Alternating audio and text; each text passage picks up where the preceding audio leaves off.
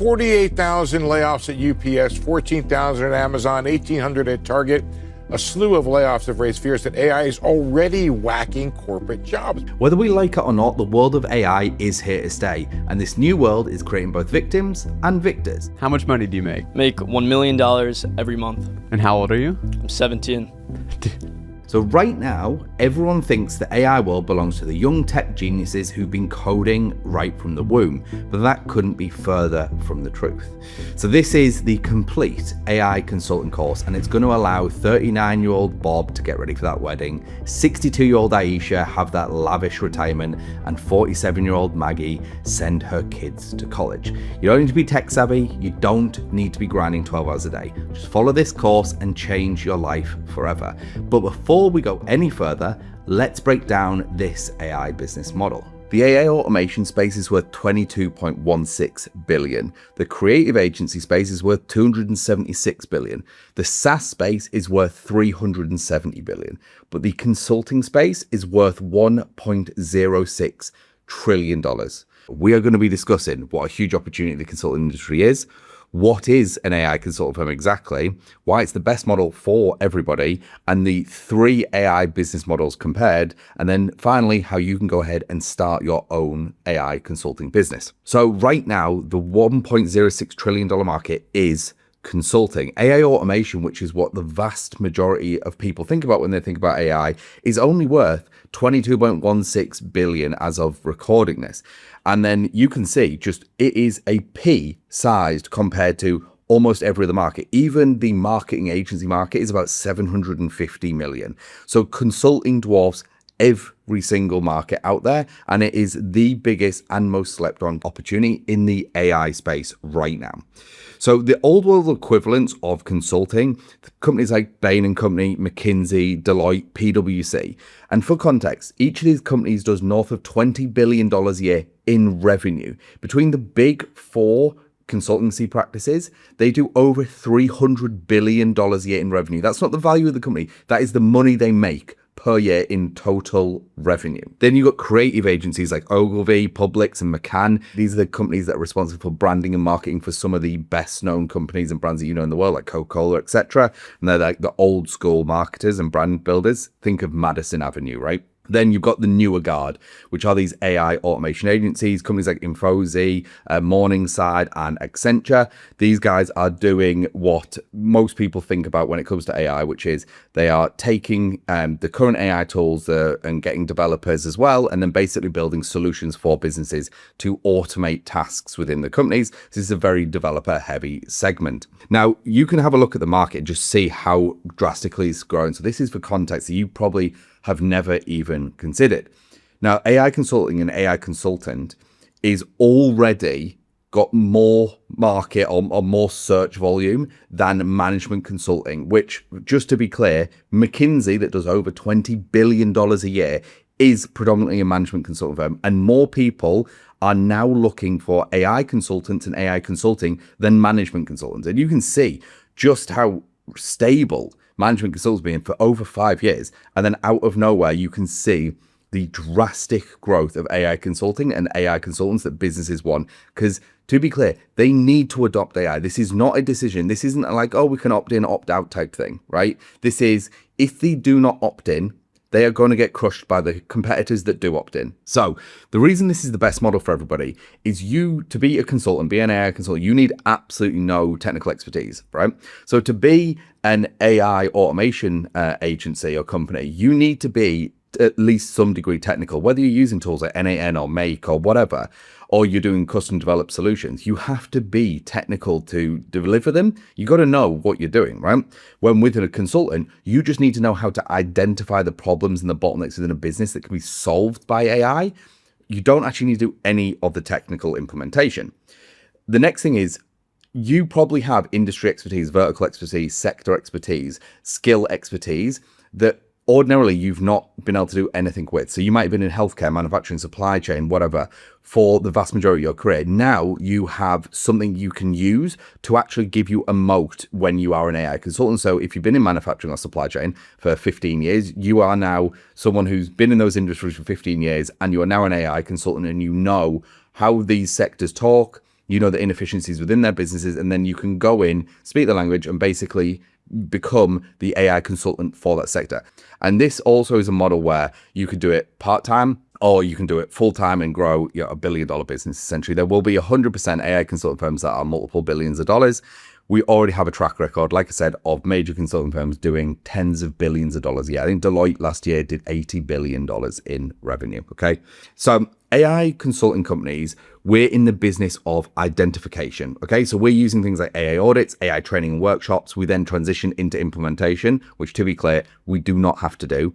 And then maintenance of those implementations. You've got AI creative agencies. So these are things like Ogilvy, where you've now got the creative element on top. And these are doing things like branded videos, user-generated content, social media ads, social media content. And they're in the business of creation. So previously, when you had a lot of assets you needed created, you needed influence and stuff, that a lot of that candidly is now going to be gone, because you're going to be able to use AI to make much better content faster and at drastically larger scales. And then you got the AI automation agencies, which are in the business of reduction. So this is like emails, autoresponders, voice agents, knowledge-based chatbots, anything like that. Basically, they're building the systems to replace workflows that humans are currently doing. So for example, like this is a message I got just the other day where Rahman was saying, hey, do I do AI training for people?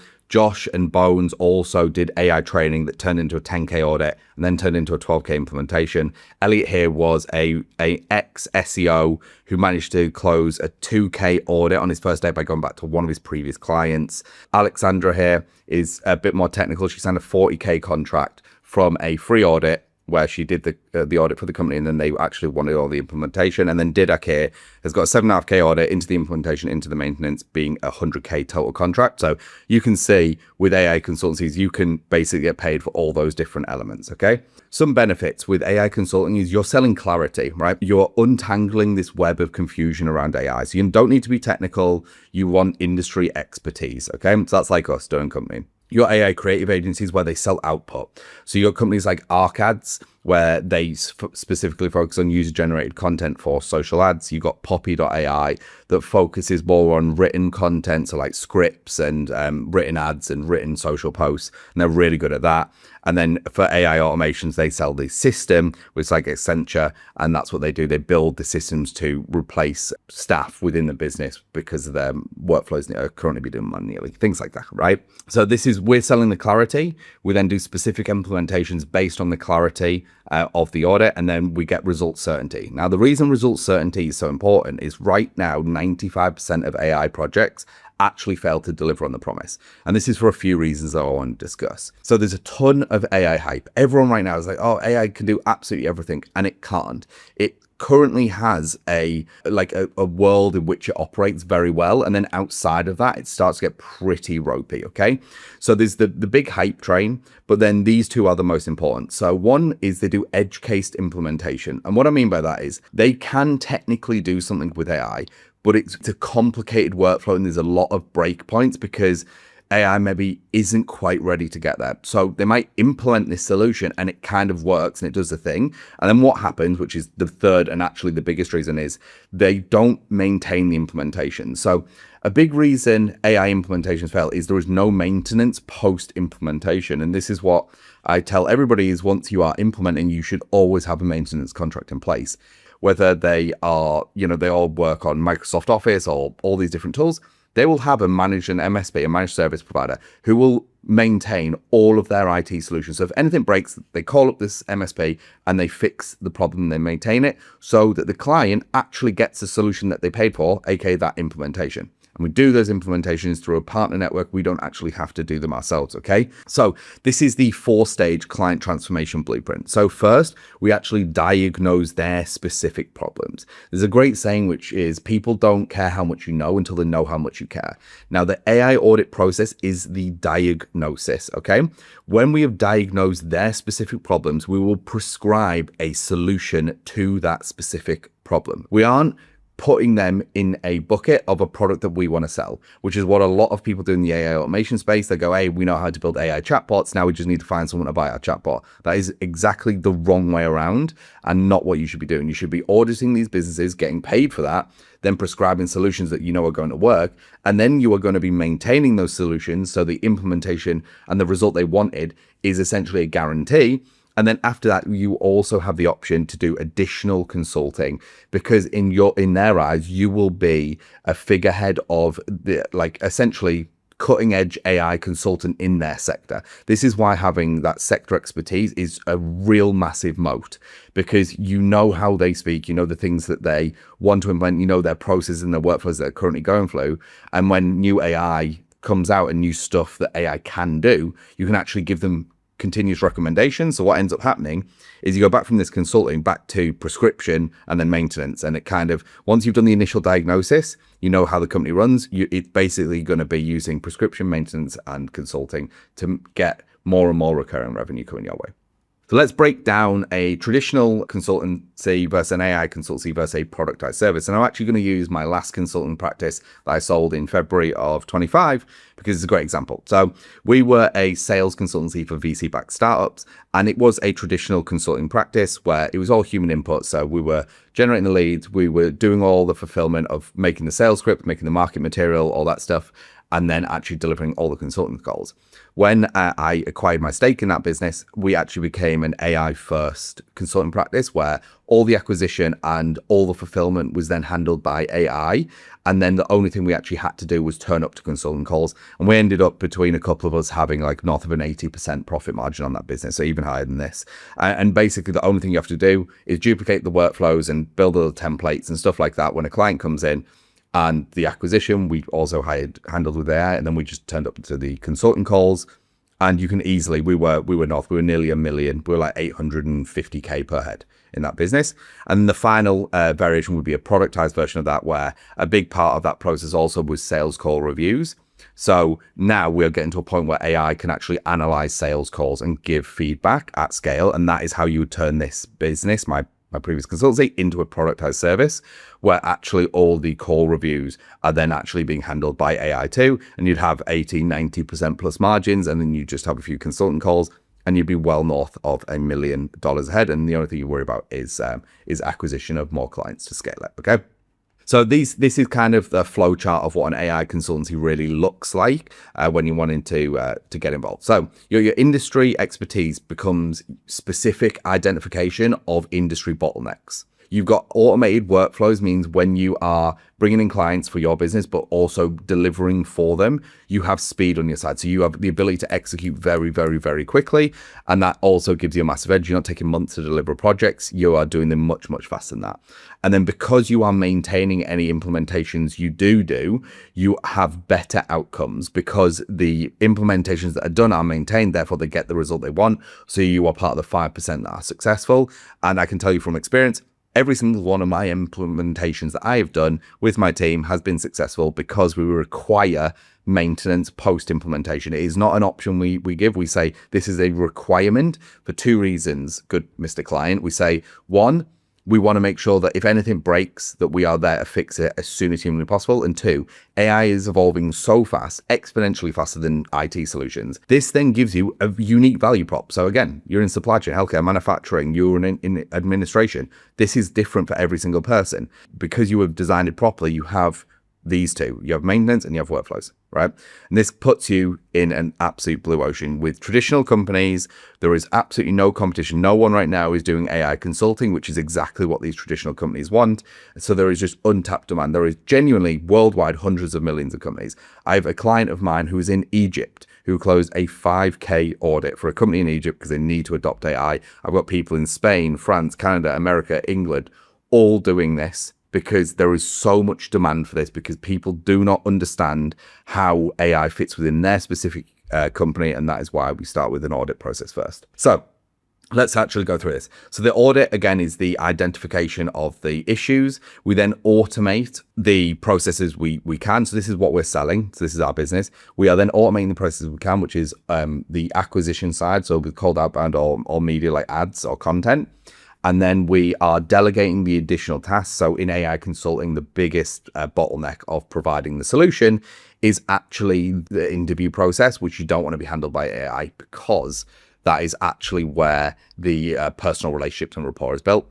And then we can take all this information and actually start developing products around it. So you start developing your own products that you could sell and you get more scale. Now, there will always be an element of consulting that has a human touch point within it because it is a relationship game, but you can get to build some pretty damn sick products, which basically take this automation and then just juice it up to another level. Okay.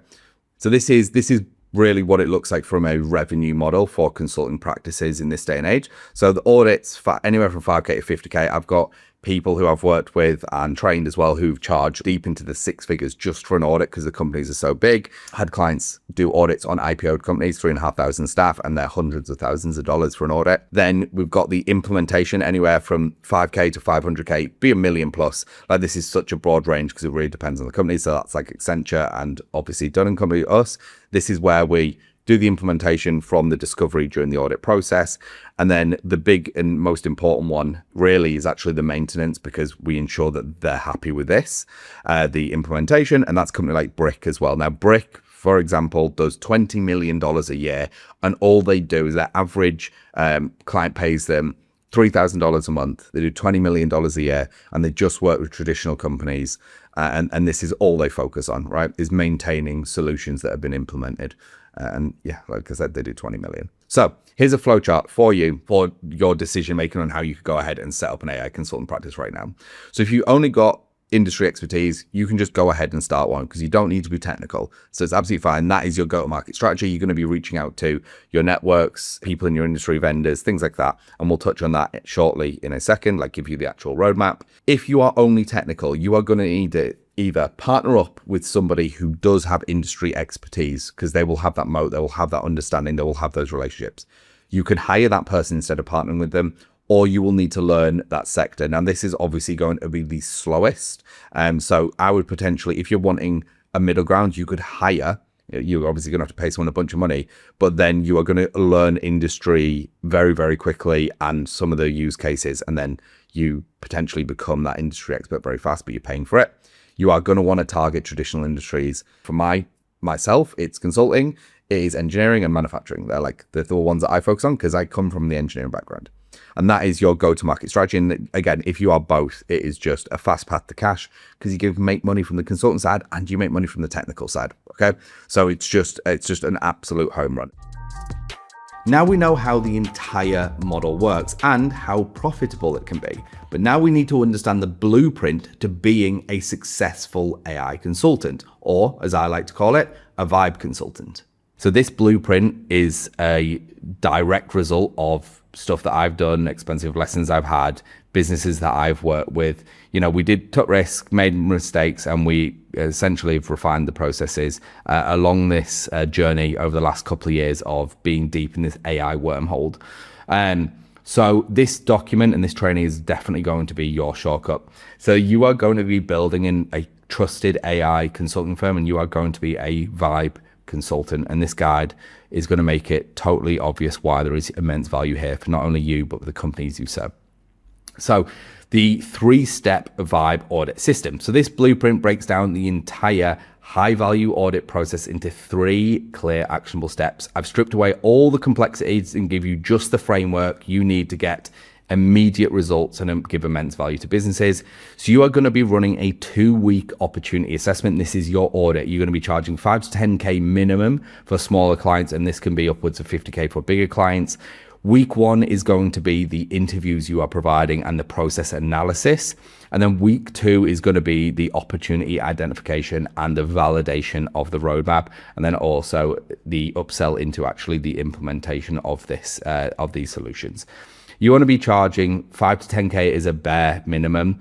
And as clients get bigger, so if you're a 20-person firm, you can easily be charging $5,000. If it's a 200-person consulting firm or 200-person, accountancy practices, you can charge $50,000. No problem. to do that, because you're going to spend a lot more time in the interview process. So step one, discovery interviews. We're going to go through the templates below, but you're going to have two types of interviews, which is the stakeholders and the employees. And I'm going to teach you how to conduct these interviews correctly. Step two is going to be map, identify, and validate the opportunity. So you need to learn how to translate the interviews that you have into an opportunity canvas. And then you're going to use an AI opportunity matrix to pinpoint and prioritize the most impactful AI solutions on a simple and easy to use single diagram that you're going to present in your consulting deck. And then step three is presenting your findings and the money slides. This is the slide templates and the ROI calculator. And I'm going to just show you exactly how to build like a very nice slide deck that presents your findings well and makes it obvious to use you moving forward. So step one is the discovery interviews. So the foundation of any successful AI audit is understanding the business from the inside out. And this is why I said, if you have come from an industry like warehouse or distribution or supply chain or anything like that, you've got years of industry experience, you are at an advantage because there is no one in those industries doing this yet. So your primary goal is to understand and not sell, right? You need to be an inefficiency detective, and you are looking for the hidden friction, the repetitive tasks, the manual processes that drain time and resources. Here's what most consultants get wrong. They ask about vision and goals. Wrong move. You need to hunt for the broken stuff, okay? These are the processes that make the smart people quit and leave these companies and get everyone stuck kind of within the organizations. So the best way of doing this is talking at people at different levels of the organization, stakeholders, managers, and the people doing the tasks, and you get understanding from each level. So I'm going to break down the interview game plan for you. So, excuse me. You should, who to interview? You've got two people. You got the leadership, and these are the people who understand the goals and the end users. And then you've got the employees as well, right? This is why, sorry, let me start again. So you need to understand two groups. You need leadership and to understand goals, and the end users, the employees doing the work, to understand the reality. This is why you have two separate interview templates, which I'm giving you below. The gap between leadership is what thinks is happening and what is actually happening is where you'll actually make your money. It's where you understand the AI inefficiencies that are actually going on. So how many calls? So if you've got a small business, 10 to 50 employees, aim for 3 to 5 interviews with key team members to start. For slightly larger organizations that are more complex, you need to do 10 to 15 interviews to get a full picture. Do not scrimp on the interviews. This is actually the most important part, because this is when you are going to get the understanding of what's going on here. So you want to keep each interview between 30 and 45 minutes, right? And this respects their time and it keeps conversation on track. Any longer, you'll lose their attention, and any shorter, you'll miss the good stuff. So these can be conducted remotely or in person. Remote works fine, just you need to record them. So this is just an example of my calendar when I'm doing some interviews. So pro tips: listen more, talk less. Aim for an 80-20 split. Constantly ask why repeatedly. Why and how questions, these are the ones that work best, and these get people to really open up on root causes and things of that nature. Record the calls. Obviously you need permission, but this is a key element of doing this. You can use free note takers like Fathom if you really want to, but again, having a good robust AI note taker is going to enable you to really streamline this process. And this is a core tenet of being a Vibe consultant. You are going to use AI and leverage in every aspect of your firm to make more money and spend less time in it. So focus on problems, not solutions. Avoid the temptation. I see this so often. Oh my God, I'm so sorry. Yeah, I can do that. Yeah, I can do that. Yeah, I can do that. Shut up, right? You are looking for inefficiencies. You can talk about solutions later. Right now, you need to be digging in and twisting the knife to figure out where all the problems, all the inefficiencies are in their businesses. So here's a template for your stakeholder interviews. This is like the 30,000 foot view. This is where you get an understanding of like business goals, team structures, major challenges, anything that might be affecting the business in its entirety, okay? Here's one tip. The leaders are usually wrong about the details, but they are right about the impact it has on the business. And it's usually, with the employees, we'll dive into that in a second, but they're usually the ones who have a much better understanding of the inefficiencies on a day-to-day basis. So key areas. So, role and overview. Can you describe your role and your team's primary responsibilities? What are the main goals and KPIs quarter per year? Can you walk me through team structure? How long have you been in this role? So then core processes and workflow from a high level. What are critical processes your team manages? Which team tasks seem to take the most hours of resources? I'm not going to go through each one of these. There's literally a bunch of them. We'll highlight the ones. So if you could wave a magic wand, what's the one workflow issue you could fix? Like, what would that be? Technology is usually where there's a lot of friction, and this is where AI can really help. These are usually the low effort, high output kind of opportunities. So what's the main software system your team rely on? What are the biggest frustrations? Where does your team spend the most time? What are the most complaints from your team on from a top software standpoint? Pain points and strategic challenges. Now you're going to get to the good stuff, the problems worth solving. So what's the biggest challenges your team are facing right now? If you had a magic wand, what is the one problem you'd solve for your team overnight? What do you feel is preventing your team from being the most efficient and effective? What makes your job harder than it should be? And where do you see money walking out the door that it shouldn't be? Then you want to get into the future vision. So where do you see the biggest opportunities for improvement in your department? What does success life look like if we could solve all these problems? And then template 2 is all for the end user. So these are the employees. These are the on the ground reality of people doing the tasks. So to understand the on the ground reality, this is where you'll uncover specific time consuming and often frustrating details that managers don't see on a day-to-day basis. These people know exactly what's broken because they live with it every day. So daily roles and responsibilities. So can you walk me through a typical day in your role? What are the 13 most common tasks or 27 most common tasks you're doing every day? How much time is spent on core responsibilities versus administrative and repetitive tasks? What time of the day are you most productive? A step-by-step deep dive is a must. Can you walk me through and get them to walk you through exact step-by-steps of doing the processes and record this? So all the tasks they're doing in their main ones. So making invoices, onboarding, taking a document from one place to another, could even be just an email into the system, all that stuff. You want to get all recorded and documented. What information do you need to reference to complete a task? How often do things go wrong or you need to redo stuff? What workarounds are you using? So employees are usually the best at finding these workarounds. I'm not sure if you know, Bill Gates said, if you want to get the job done the fastest, find the lazy person to do it, because they'll find the workarounds to get through it. Employees are great at finding workarounds to get through painful software issues. Tools and frustrations. What software do you spend the most time of your day in? What do you find the most frustrating? Do systems crash, freeze? What would you change about your current tools if you could? Like, what tasks wouldn't you, should they do that they don't? How much time do you spend waiting for systems to load, sync? What are the pain points and the wait list? So what is the most boring or repetitive part of your job? If you had an assistant, what task would you give them immediately? This will tell you the kind of mind-numbing stuff that is just repetitive, that they just hate doing over and over. How do you currently track your work? What part of your job makes you want to bang your head against the wall? If you could automate one thing, what would it be? What would make your job 10 times easier? And then communication and collaboration. How do you typically communicate with your team throughout the day? What information do you need from others and how do you get it? How often do you have to chase people down? What meetings do you feel like are a waste of time that you have to attend? And things of this nature. So these are a great standpoint. There's obviously a lot of questions here, but you will really unpack a lot of key insights from this. So by conducting these two types of interviews, you will get a complete picture, the strategic overview from leadership and the practical day-to-day reality from the team doing the work.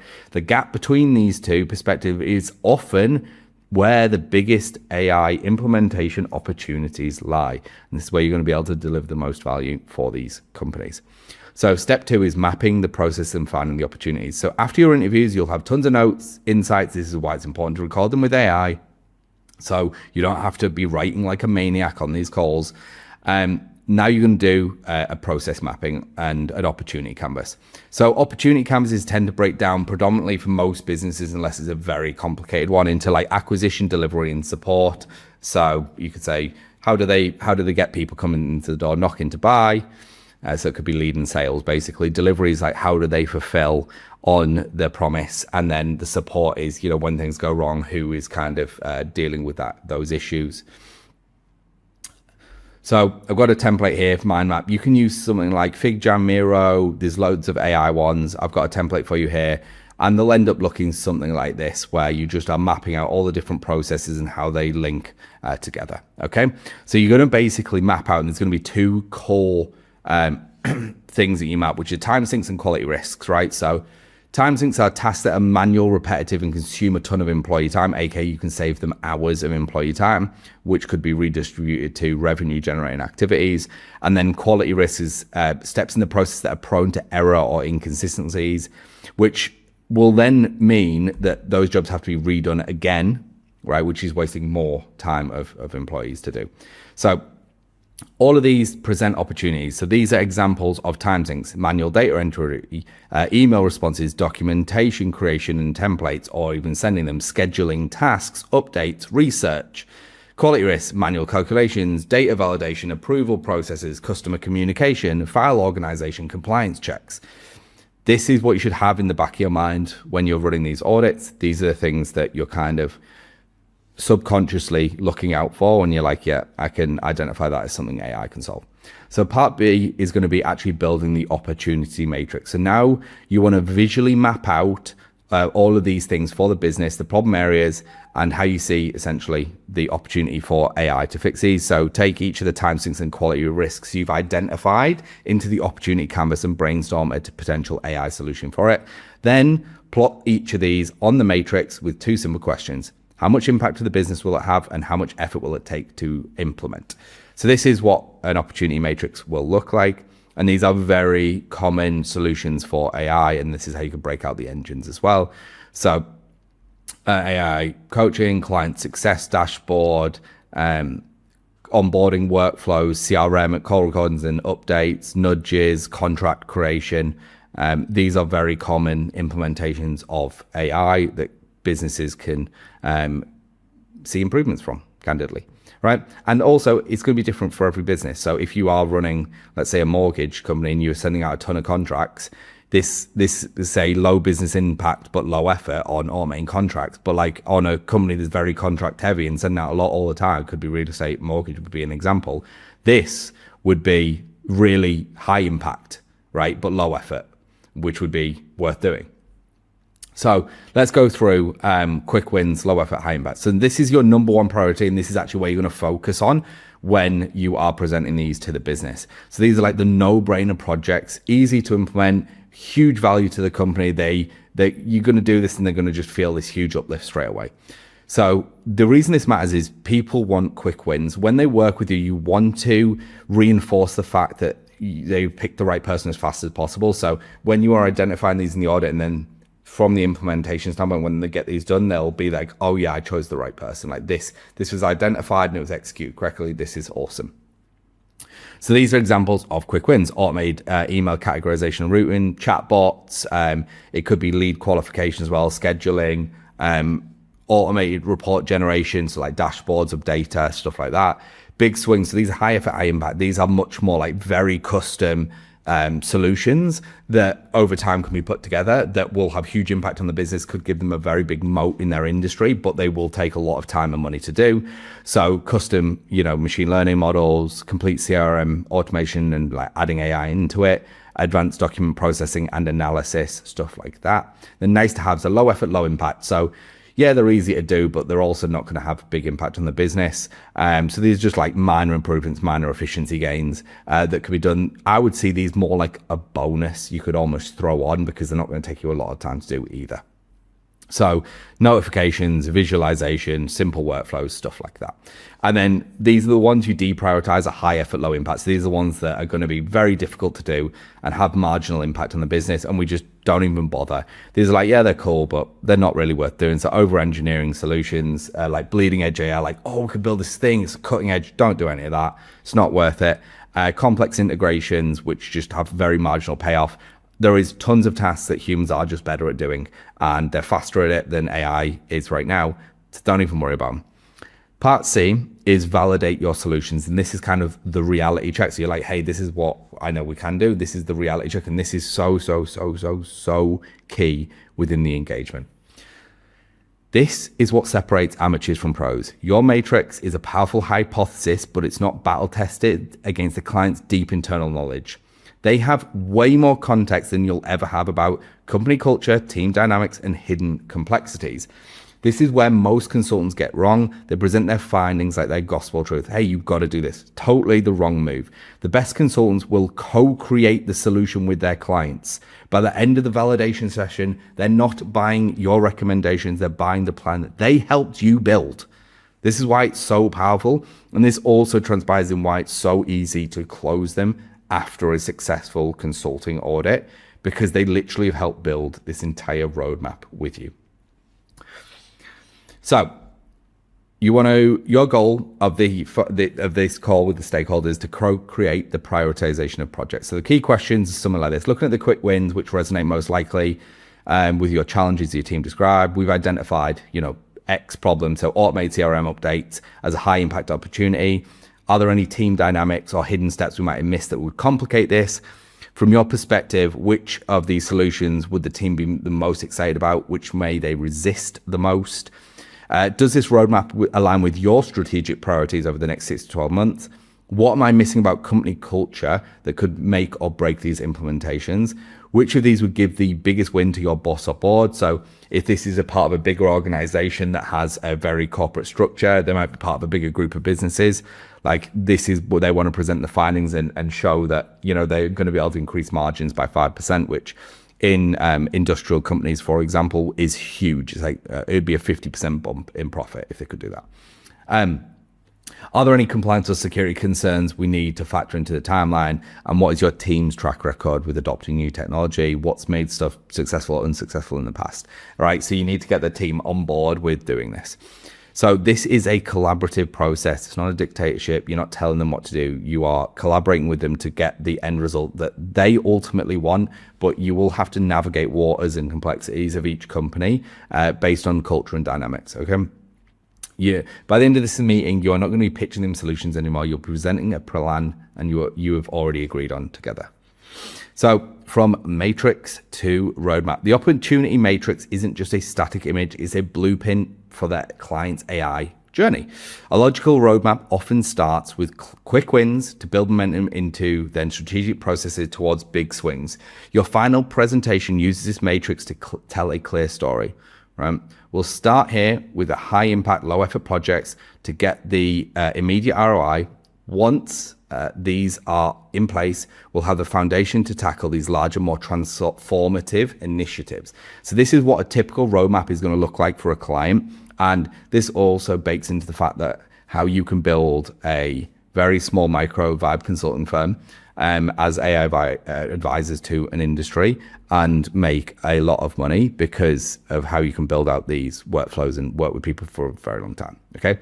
So you could be 23, 13, 9, whatever it is, high impact, low effort solutions. These are going to be the immediate ROI, get team buy-in, quick wins. They're going to love it. And this is going to present the foundation. So this is going to be roughly your first 30 to 90 days, depending on how big the organization is. The bigger it is, the closer to 3 months. The smaller it is, the closer to a month.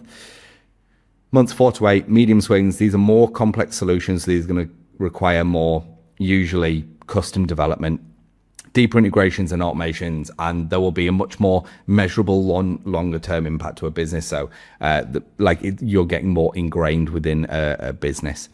A lot of these quick wins are usually a lot of the AI implementations that are quote unquote off the shelf. There's nothing that's truly off the shelf, but there is a lot of products now that can be slightly tweaked and work in basically any industry. And that's usually what is used here. What is used in these next two sections are usually much more custom stuff, which is where you make the huge dollars on the back end by either doing the implementations yourself, or like I promised at the start of this, if you are not tech savvy at all, you will be partnering with an organization that could deliver on your behalf for you. So months 9 to 18 are transformational projects. These are the very big swing projects. So this phased approach does two things. It brings immediate client value to justify the investment, and it creates a natural upsell path of working together. So it's, hey, they've had a great result with this one thing. They want to do more, they want to do more, they want to do more. People would much rather work with you when you're a known quantity. So just keep doing good work, keep fulfilling on the promises, and then always just keep an open line of communication, and people will want to keep working with you. It is much, much easier than constantly going out and finding new people to work with. Trust me.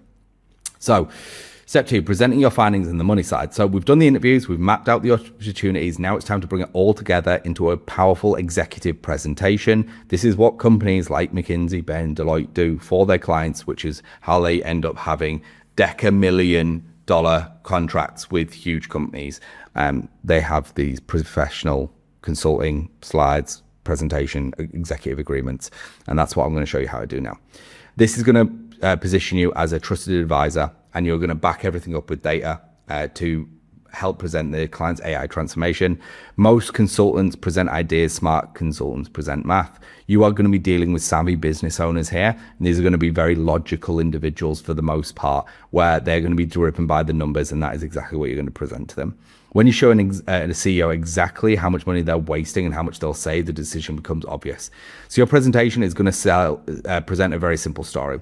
So 1, here's what we learned about your business. 2, here's the biggest opportunities for AI we found within your company.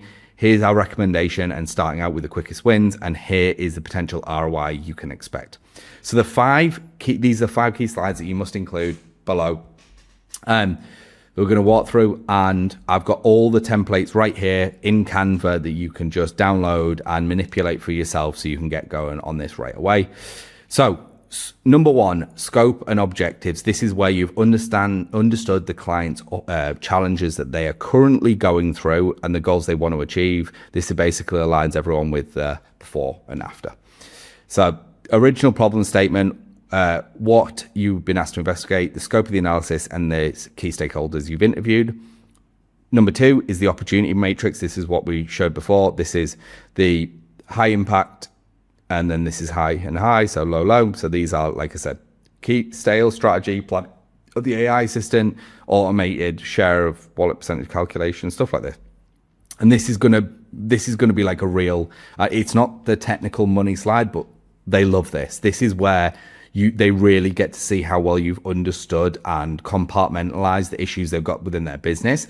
And it also gets them bought into the idea of like, oh, like that thing right there is like high impact, but they're really, from their perspective, they're looking at the low effort stuff as well. They're like, okay, high impact, low effort, sales, technical support, training, chatbot, like automated CRM updates. So the sales team isn't worrying about that. Automated email routing for the customer support, so they're not worrying about that. Like, these are all like, oh, this is amazing, right? Now we don't have to waste X number of hours on those tasks. So then number 3 is the roadmap summary. So this slide translates the matrix into a timeline. So that's here. So these are the easy wins. So the low effort, high impact, and then it's just basically going up to the longer term projects here, which are maybe higher effort but higher impact.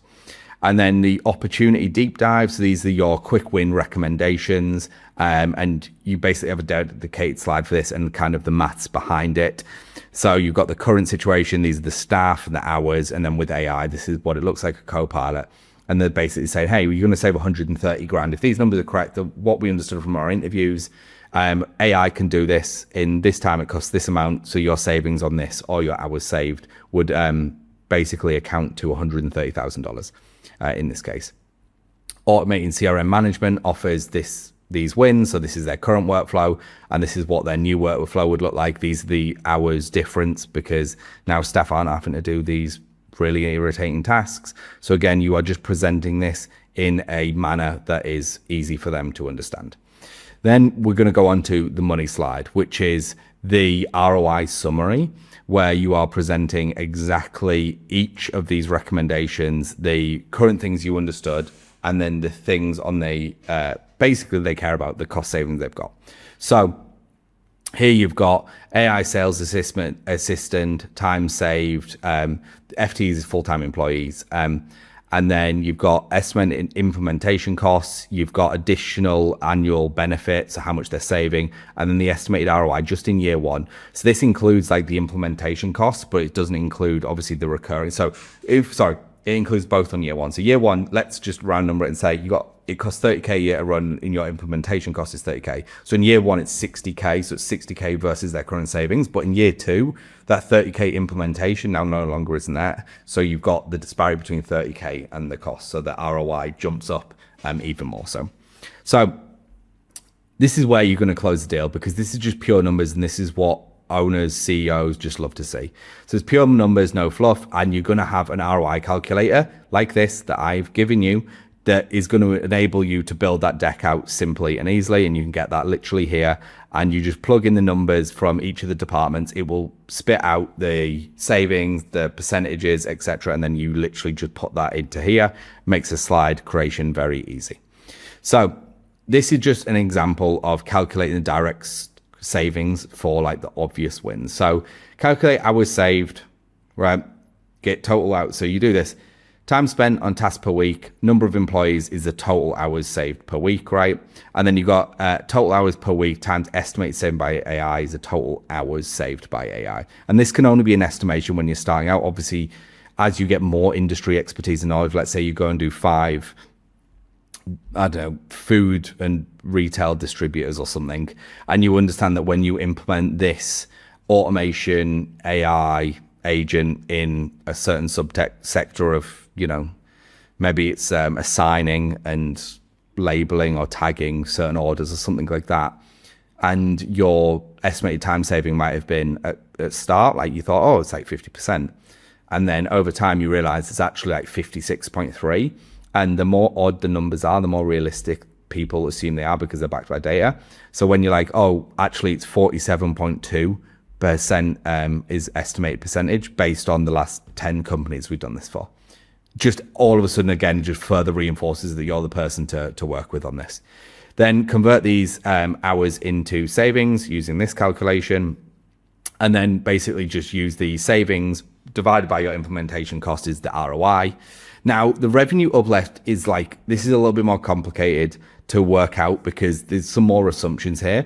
The big one is the assumption here is if those people who you're saving the time from were then to go and do revenue generating activities, how much more money that company could potentially make if that was the case. Now, you're going to present this, it makes it look great. The reality is if you are saving, 100 hours from customer support desk, the customer support desk isn't then going to go and do sales, right? So, they might not have the opportunity to do a revenue generating activity. And therefore the reality is that, they might cut headcount to basically increase the margin that way, because they realize these people are no longer needed and there is not a revenue generating activity that they could do. Okay. So total hours saved times 50%. This is, the estimate of 50% on the revenue generating activities.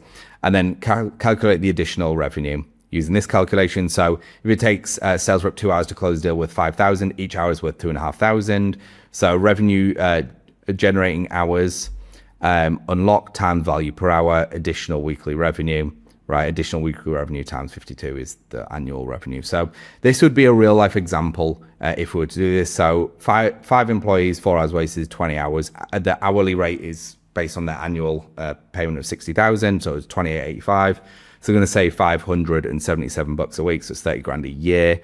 And so if the AI implementation cost $5,000 to do, to save 30%, 30,000 in year one. So the saving, annual savings, right, is 24,000 anyway.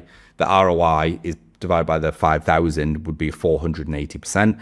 And this implementation cost is usually a one-time fee. There might be a recurring cost as well on top of this. There might not be, and they might literally just realize this $5,000 one time at 480% ROI, and then moving forward, it's, essentially infinite ROI for them. So now add the revenue upside. So if these 16 hours were to be reallocated to, revenue generating activities, like I said, this be equate to 83,000. Again, this is like, we're going to present this again candidly because it looks good, but there is a high chance that there isn't revenue generating activities they can do.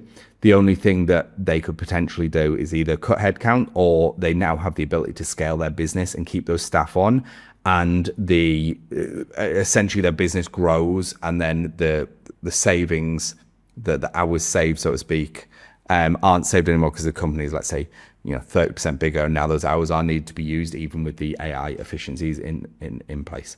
So presentation tips. So keep it visual.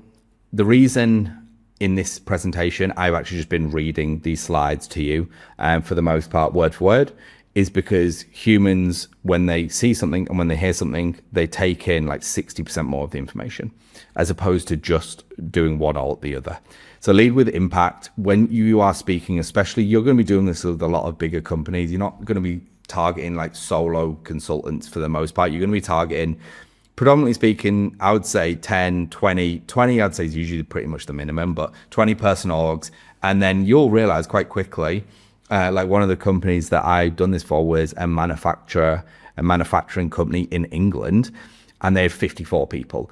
And from the outside, I didn't have a clue. I thought there was maybe 20, 25 people in it. And then you realize all the floor staff, all the people out on jobs, like doing different stuff. And the impact it had was insane. But you just realize like companies are actually, for the most part, like, I don't want to say it, but like real businesses are actually much bigger than most people think. So the idea of like, oh, it's a 20 person business, they think, oh, it's huge. It's actually not that big.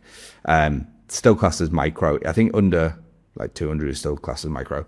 You want to use that language. This is why it's important to understand that industry. And when you come from that industry, this is why you're going to have much more leverage than other people. Be conservative in your estimations always. Address objections they may have and end with the next steps. At the end of everything, you always want to say, this is where we go next, right? You want to walk them across each finish line. So, congratulations. You now have the exact 3-step framework to use and deliver high-value AI audits.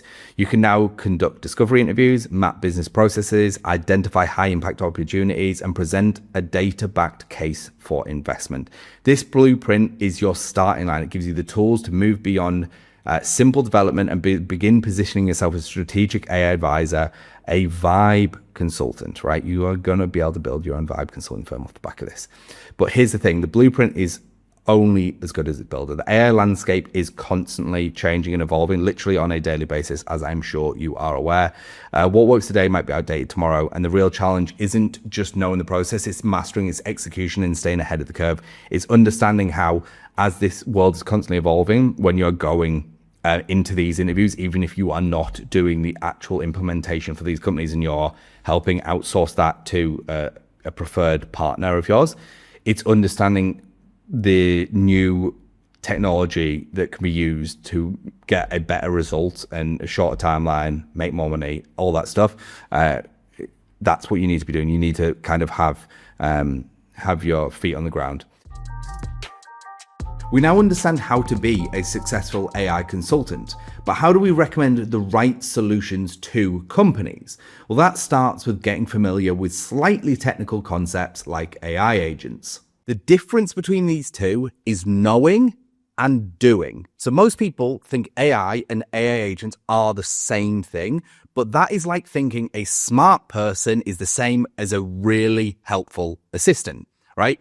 It's like having the difference between Albert Einstein on my shoulder, who's just like some absolute genius telling me everything to do, but he just sits there, which would be equivalent of AI. And an AI agent is much more like saying having Elon Musk on my shoulder who goes and builds a rocket and actually sends me to space. So an AI can go 2 + 2 is 4, like I'm sure you can, all right? And AI agents, in theory, can actually calculate all your taxes for you and also file them correctly. So the AI knows how to write an email, but an AI agent could write an email in your tone of voice, send the email, and then continuously follow up with that person until you get a response, right? So like, what good really is having all this intelligence, having the Albert Einstein, if it just sits there and does nothing? It doesn't actually benefit your life, right? So how do these AI agents actually turn intelligence into action? Because that's like very key distinction, as we've already discussed. So let me show you that in 3 simple steps. There is a magic formula, or a formula that we use in the AI agent space, which is called listen, think, and then act. And this is how all AI agents work. You see, every AI agent follows this basic pattern, and it's a pattern even a child could understand, right? It's like having a conversation with the world's most helpful friend, like we've already discussed. So let's say, for example, I would say to an agent, hey, I want you to schedule me a dentist appointment. It will listen to that, right? It will then think about it. So the agent will then go ahead and figure out how to do it. So it could check for the dentist office, check your calendar, check how to do it. It could find the dentist's office open hours, right? Then it's going to act. So the agent is actually then going to call the dentist or book the appointment, put it on your calendar and do that cross-referencing. That is that framework. So it's listening, then thinking, and then acting. And this all happens in a few seconds. It doesn't take hours like having a personal assistant or executive assistant do this for you. It's like having someone on your team that never gets tired, that you don't have to pay, that can handle all of your daily boring tasks with a simple command from you. But here's where it starts to get really interesting. So how do these agents know exactly what to do, right? So you've probably been thinking about this. And this is what I like to call the babysitter training method. So I want you to think about it this way. If you're a parent or with your parents, how did they hire a babysitter? So they don't just hire a random person, leave and hope for the best, right? They're going to give detailed instructions to that person specific to their needs and requirements. So an example could be the parent would say to the babysitter, hey, the bedtime is at 8 p.m. The snacks are in this cupboard. If there is an emergency, I want you to call this specific number on the fridge. And this is where we are currently located. This is where we're going out for a meal, right? AI agents get the exact same treatment, right? So whether that's you or a developer, you are going to be giving them detailed sets of instructions for every single situation that might actually rear its head. See, there's some agents out there that come pre-trained, like a babysitter.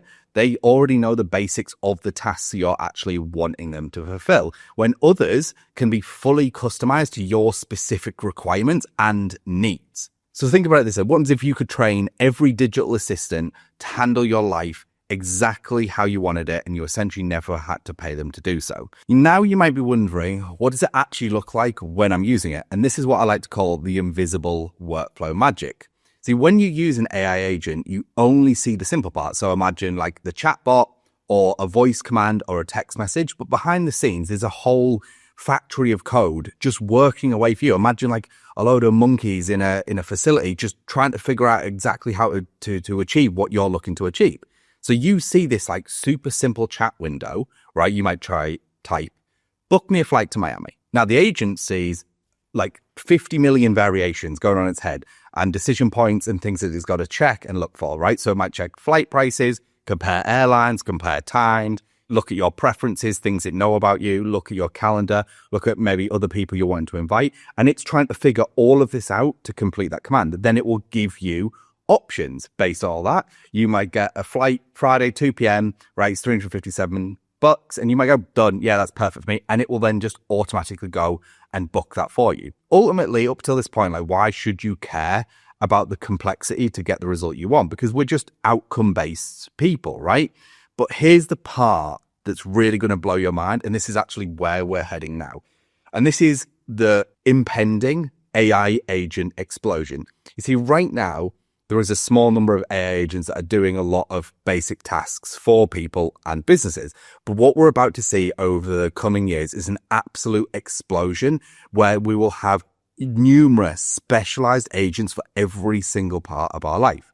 See, today we might have one assistant that will handle like all the different tasks, and it might not be amazing, but it can help. Tomorrow we'll have specialized agents that will handle every single task in our life. You could have a grocery agent that knows your dietary needs, your budgets, your meal preferences, right? You could have a fitness agent that tracks your workouts, your meal plans. It motivates you daily when you're not doing this stuff, right? Like imagine like every single task in your life that is now got a dedicated digital expert just helping you achieve those goals that you set out for yourself so you don't veer off the path. And this is why timing matters way more than you probably think right now. There is this business transformation tsunami that is happening right now today. So it's not just about making your personal life better. AI agents are going to completely reshape how every business operates and how you interact with all of those businesses also. So a common use case that's literally working right now is customer service agent, where you interact with a business and this agent goes and helps solve your problem pretty much instantly because it understands the business, it understands what you're asking, it has all the required frameworks, and it can deal with your problem. That helps a business because now they don't need customer service agents, and it helps you because you actually get the answer to your question instantly. There's also like sales agents that follow up with every lead perfectly. It'll never forget. It will personalize every conversation to that individual, so their experience is 10 times better than just being put through some type of mill. There's also administrative assistants, which could handle scheduling, calendar, booking, invoices, management, meetings, all for you. The businesses that are adopting these agents are going to get superhuman capabilities. They are going to have advantages over every other business in their specific market, and it's going to allow them to make much more money right now with these 24/7 perfect AI employees. And this is going to give them a huge edge in every known market and with every known business that adopts this. But here's what most people are missing about the transformation. It's not happening someday. It is happening right now. Everyone's talking about AI agents like there's some future, distant, mythical technology, but they are already here. People are already using them. Businesses are already using them, and they are working behind the scenes in a vast majority of apps that I guarantee you are using, and maybe even some businesses you're interacting with. Like, for example, you talk to Amazon, that is an AI agent in the customer support, right? Netflix recommendations, their AI agents decide what you should watch. Your bank's fraud detection, that is also an AI agent. Your GPS navigation, trying to figure out the best path for you, also an AI agent that's working on your behalf. The only difference between then and now is these agents are becoming more visible. They're becoming more controllable to you. You are now able to command these digital employees to do the things that you want them to do in your specific use case. The AI agent revolution isn't coming. It is literally already here. The question is whether you're going to be the one to use these tools or get left behind by the people who actually are. Now that you understand how AI agents work and why they're set to transform every part of both life and business, what if you could actually deploy a team of specialized agents right now that drives revenue without hiring a single extra employee? I'm about to break down the 6 exact AI agents that can take your business to $1 million a year. And it all starts with an AI agent I like to call the hustler. See, most sales teams spend 80% of their time or so doing like the research and the admin side of the sales role. They only actually spend around 20%, maybe 30% of the time on sales calls, actually closing deals. Now, the hustler agent will work alongside your sales team. It will do stuff like scrape LinkedIn, Twitter, industry database to find those ideal prospects for your team to reach out to. It can also then research the leads, do detailed briefings for the salespeople. So when they are talking to these prospects, they're like fully informed. If anything, they're over-informed. They know tons about these individuals, especially the individuals that are really active on social media, which is like crazy powerful. Imagine walking into a meeting and being like, hey, did you enjoy the Bills game the other day? Because they posted on one of their socials that they'd just been there. Like, this is the type of power we're giving them. It allows them to build rapport massively, right? It can also handle things like the follow-up sequences, the appointment booking, freeing up your team to focus on that rapport building and closing the deals, which is all you want them to be doing as well, right? I know one sales team, no joke, that went from a 20% close rate to a 45% by just implementing sales agent within their business, because it allowed their team to just focus on closing deals and building great rapport and connection with those prospects, which just gave them more time to close deals. Trust me, I have hired hundreds of salespeople. The thing they like least is updating goddamn CRMs. They want to be closing deals, all right?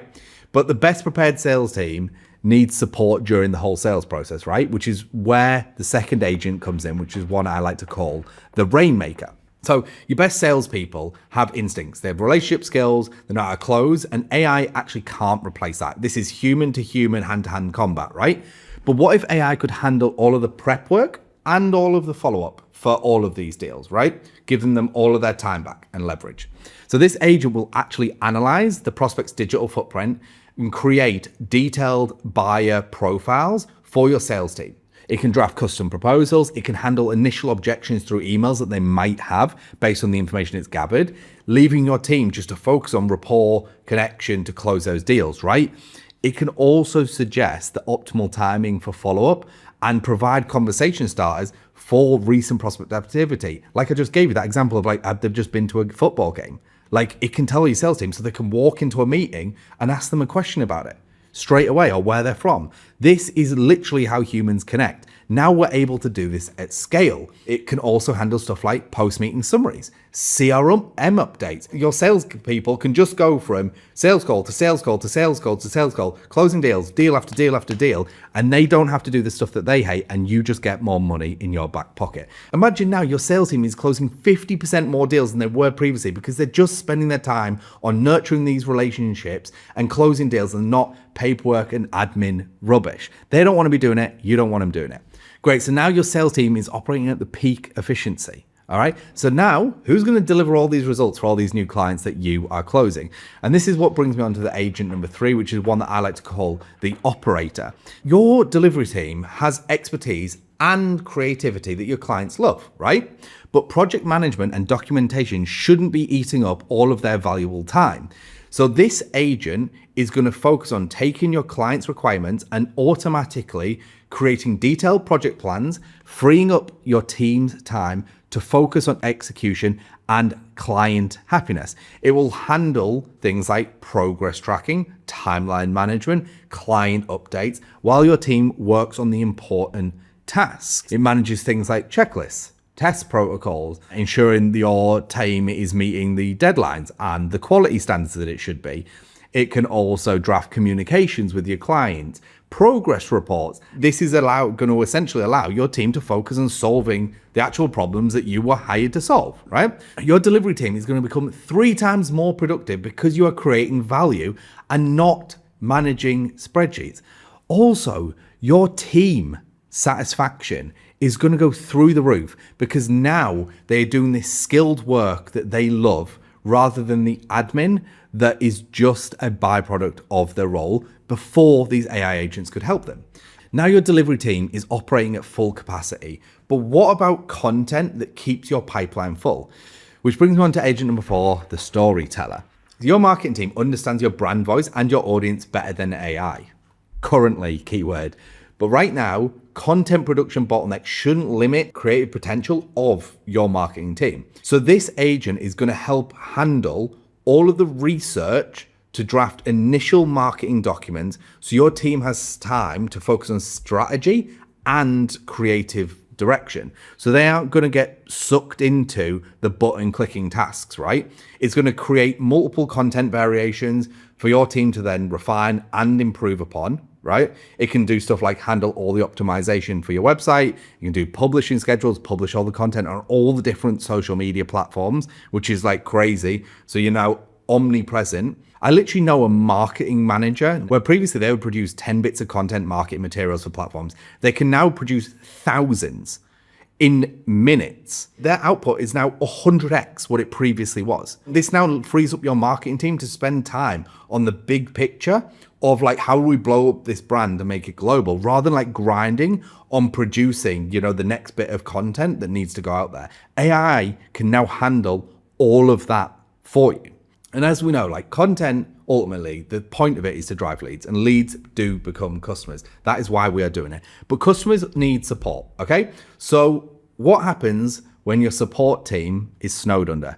We want them to shine, right? And this is where the next agent comes in and gives them a little bit of help. And I like to call agent number 5 the guardian. So your support team builds relationships and solves complex customer problems which require human empathy. They shouldn't be required to answer really basic mundane tasks that just absorb a ton of time. And this is why this agent is so powerful. You see, this agent can handle over 90% of routine inquiries instantly, escalating complex issues to the correct team. You, I guarantee, have interacted with an AI agent like this because this is one of the very robust solutions that already exist. If you go to Amazon and you have a question, you got a little chat thing, that is an AI agent. Amazon uses an AI agent in their chat functionality to help you solve quick and easy problems, and that gives you a better experience. And then it will also escalate those problems to someone if it is more of a complex issue. So it can handle simple transactions like password resets, account updates super easily and very quickly. It can also track things like customer sentiment, can flag opportunities for your team to turn upset customers into advocates, right? Like increasing the trust scores and the happiness scores for your customers if they're not engaging or if they're not doing certain tasks, depending on your business, right? The support team then literally becomes the customer success specialist instead of just mundane ticket processes. So customers get faster resolutions, you get cheaper operations, plus the people on both sides are happy. You're happier because you're spending less money, and the people are happier because they're getting better results, right? So now you have every department operating at its peak efficiency. But there is one agent that I haven't told you about yet that coordinates everything and empowers your entire management team. And this one I left for last because it's top secret. All right. And this one I genuinely like to call the COO. This is the leadership agent. This empowers your leadership team to make strategic decisions and drive growth without getting buried in operational details and reports. So this agent is going to liaise with all of these other agents. It's going to monitor them. It can provide things like insight. It can provide things like reports. It can provide things like recommendations. So you get to be given all this information and make all those strategic decisions that are going to drive growth and improvement, not only for your business, but for the customers, right? It can handle things like routine accounting, it can handle things like invoicing, financial reporting. It can give your team clean data and allow you to actually talk to the data to make really precise decision making. Imagine all of the data you've had in your business over this time. If you were to able to talk to it and try and pull out insights, that was a pipe dream. That is now a reality. It can identify the performance trends, the bottlenecks, where problems might be rearing their head in your business that you might not see. It is a proactive management agent. It is finding the issues and finding the opportunities before you can necessarily even see them. It can manage stuff like freelancer coordination, HR, like I said, all the other agents, all the other people within your organization. Think of this as your AI operations manager, handling all of the details so you just focus on leadership and growth. Now, we've covered 6 types of AI agents that are absolute gems for any business, but let me show you some real world agents that we've built that you can deploy for businesses today. We've built them using a no-code tool called NAN that allows you to implement AI without being super technical, so it's perfect for people like us. Anyway, let's get to these agents. So we're going to be using VAPI and NAN. So as you can see here, the workflow isn't actually like that crazy, which is good because it means there's very little that can go wrong. But I'm telling you now, this has a huge amount of value. So why don't we actually talk to VAPI and see what this demo restaurant has to sell? All right. So we're going to connect it up here. Hi there. Welcome to Voice AI Demo Restaurant. How can I help you today? Hey, I'm wondering how good the parking is. Thanks for asking. We have plenty of parking available right next to the restaurant, so finding a spot is usually easy. If you have any specific needs or questions about accessibility, just let me know. Yeah, so no, that's great. And what time is the restaurant open till? I'm glad to hear the parking works for you. Our restaurant is typically open until 10 p.m. If you need details about specific days or have plans for a late visit, just let me know. Yes, I'm thinking of coming for my partner's engagement party. So proposal. I'm actually going to be proposing to her. So I was just wondering if it was possible to book out a corner of the restaurant so it's a bit more private. That sounds so exciting. Congratulations in advance. We'd love to help make your proposal special. While we can't book out an entire section, we can definitely reserve a more private corner table for you and your guests. How many people will be in your party, and do you have a date in mind? Yes, I'm thinking March 10th and about 7 p.m. and we're all wanting to eat pepperoni pizza. Does that work for you? That sounds perfect. I can reserve a private corner table for your engagement party on March 10th at 7 p.m. How many people will be in your group? And would you like me to also pre-order pepperoni pizzas for everyone so they're ready when you arrive? So there'll be 10 people in the group, and no, we'll order them when we get there. Great. I'll reserve a private corner table for 10 people on March 10th. So as you can see, that's how the VAPI agent works, and this is great, right? Now it's coming along and it's booking a table for us if the front of house is actually busy. Now, there's a few things that I want to touch on here that you might have pulled out. You might not like the voice or the delay and things like that. So I actually want to show you how you can actually change these and some of the quirks of voice AI agents. So first and foremost, we've got the model. Now, I personally think 4.1 is the best model because it's got one of the lowest latencies and the best cost structures. So you can see here, GPT-5 is 8 cents, but it's also got a 1550 millisecond latency, which means how long it's going to take to respond. So that's quite long. When, as you can see here, there's other ones which have slightly less, so like 510, and they're cheaper, 0.1, but they're also not as good at responding. So in my opinion, I would stick with 4.1, but you can change the model here. All right. And as for the voice itself, 11 Labs is still absolutely the king. So 11 Labs, we've just got Kira here, but you can go ahead, change this to any voice you want, and they're all down here. Pretty standard stuff. Now, under the model, we're going to come down here. We've obviously got the system prompt, and all these prompts, every part of this workflow is going to be downloadable. So don't worry about having to copy and paste this right now. We want to scroll down though, because there's a couple of pretty important elements here. So as we keep scrolling down, we are going to see a start speaking plan and a stop speaking plan. And these are really important to note, okay?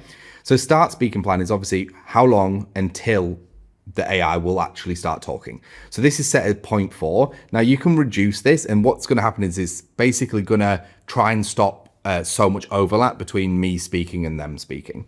And that goes for also the stop speaking section. So this will be how long it takes to stop speaking when you've started speaking. So if you find that the AI has too much crossover, these are the functions that you would actually want to change within VAPI. Then the final one is also the call timeout settings. So let's say someone is still on the phone or they're just not talking anymore. How long will it be until the AI agent actually just hangs up the call and says, okay, they're now gone? So these are like the important settings that you can change within VAPI, which is basically going to change and alter the quality of the voice, how realistic it sounds, the delay between it speaking. So this is basically all the things that make it sound good versus not good, okay? And obviously the voice you want to use also. So what I'm going to do is now we're just going to jump into the NAM workflow. This is super simple.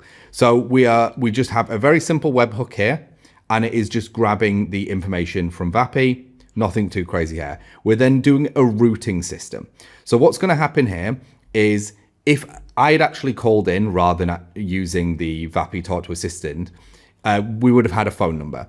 And what would have happened is when I booked that time at the restaurant, it actually would have sent me a confirmation text saying that basically you've got, here you go, I'll show you what it says. Thanks for trying voice AI demo restaurant. We're glad.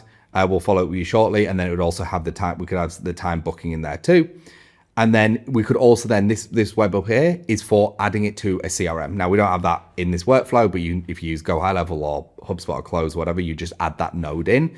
But what this is essentially going to do is text the customer confirming that their appointment has been booked or whatever they had booked has happened. The next node here is actually going to be booking the calendar event. So sending a calendar event to obviously the business saying, hey, this one is booked, and to the guest also. So basically reserving it and then also updating the CRM. And then the final one would be if it was a takeout order in this case, then it would actually just say, hey, it's a takeout order, update the CRM. So the NAN side of this is actually super basic and simple.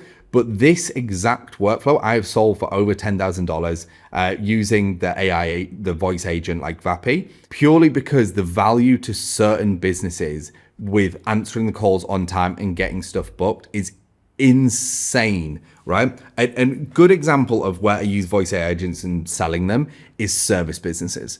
These guys absolutely lap this stuff up because they're out on jobs, they're up roofs, shingling a roof or whatever, and they're getting calls all the time and there's just no one there to answer them. And previously we've tried doing workflows inside of, a CRM and whatnot, but actually having a voice agent that can answer and book in jobs or potentially even give quotes, which you can absolutely bake in with like another NAM workflow, is huge to these people. It is like absolutely massive. And you think like one roofing job could be worth $20,000, $30,000 to them. So them having this fully handled and taken care of where they really don't need to rely on someone who's front of house, or we just empower them, and especially during out of hours times, they can use this and basically just fill their calendars with work. This next one is an agent that significantly saves you time, and you can easily sell this one to companies. An AI agent that reads all your incoming emails. It will decide if they're customer support or not. It will then write a reply based on your company's policies. And the best part is it will reply in the same thread and alert you on Slack. Let's dive right in. So there's two main elements to this workflow. We have the main AI agent, which is this top part. And then we have this bottom part, which is actually where we're going to be inserting the customer support policy documentation. So we have to start here. So what we're basically saying here is we want to upload all of the customer support policy documents to Google Drive. And I'll show you examples of ones that just threw together from old ChatGPT here. And you can see this basically is the policy documentation that we're going to be referencing for this workflow. All of your documentation, all the customer support documentation would just need to be added here. And then essentially what it's going to do is pass it through to a Pinecone vector database. Now, to make this really simple to understand, essentially all it's doing is it's going to read and extract all the information from the documents you give it. And then the vector store is essentially allowing AI to just pull out the relevant bits. So it doesn't need to read the full policies every single time a query is asked. It's essentially downloaded and extracted all the information and it understands what your policies are. So when an email comes in, it goes, this is our policy on that, and it can then craft that email around it. So this only needs to be done every time you want to insert or update your customer support documentation. That's why it's actually a separate part of this flow. And essentially, once you've uploaded the customer support information, you don't need to use this anymore. The next part of the workflow, which is obviously the main part, which is the AI agent itself, starts out with obviously a Gmail trigger. So this is somebody emailing the company asking a question. We are then going to be evaluating that email. We're then going to be splitting it out. Is it customer support, which if it is going to the AI agent. And if it's not, we are basically going to be sending a WhatsApp notification. Okay, so if I hit play on the WhatsApp notification, it's just going to allow you to see the test data that I've previously pulled through. Okay, so we can see this working through here. It's saying, oh, this was a customer support question. It's going to the agent. It's asking the model. It's going to the vector database, which has this information in down here. And then it's drafting an email here. And then basically it will then send me a WhatsApp message saying, hey, like you need to respond to this email. So let's look at each step in its singularity. So we're going to come over to here and see what the email itself was. So here it is. Hey, I was wondering how I can track my order. Fair question. Definitely customer support. So it went to the right area. So it's come over to the agent. And we can just pull up basically the expression within the agent. So it's saying this is a system role. Look at the support documentation. Here's examples of like crafting emails. All of this is obviously included within the free template that I'm giving away. And it said, here is the output of this. So dear James, thank you for reaching out to us to track your order and status. You open up a support ticket, blah, blah, blah. And basically it's created this draft email that can go out. Okay. So that's just done through this module here, and you can see the output here. Yeah. Then what it's done is it's come and it was actually said, yeah, we have sent you a message, right, telling you that there is a customer support email that needs answering. And this was what the context of that email was. Okay. So imagine this at scale. If you've got hundreds or thousands of people coming in every day, and you need to answer support queries. You might have 10, 20, 30 support queries a day. It obviously gets a lot. This agent is so powerful because it essentially gives you all that time back. It gives you ultimate leverage. You can use this agent to draft all of the responses based on all of your documentation and policies. So you don't need to respond to these people.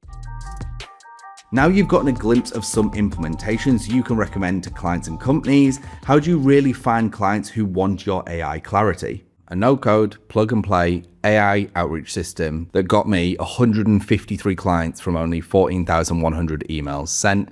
This is the exact same system that Mike used to close a 24K textiles manufacturer, that Eric used to close a 100K software deal, and Brandon used to also close a 12K deal with an automotive manufacturer too. So understand the typical outreach system converts at about 1 to 3% reply rate. And candidly, if you're 3%, you are doing very well. The vast majority of people aren't even at that.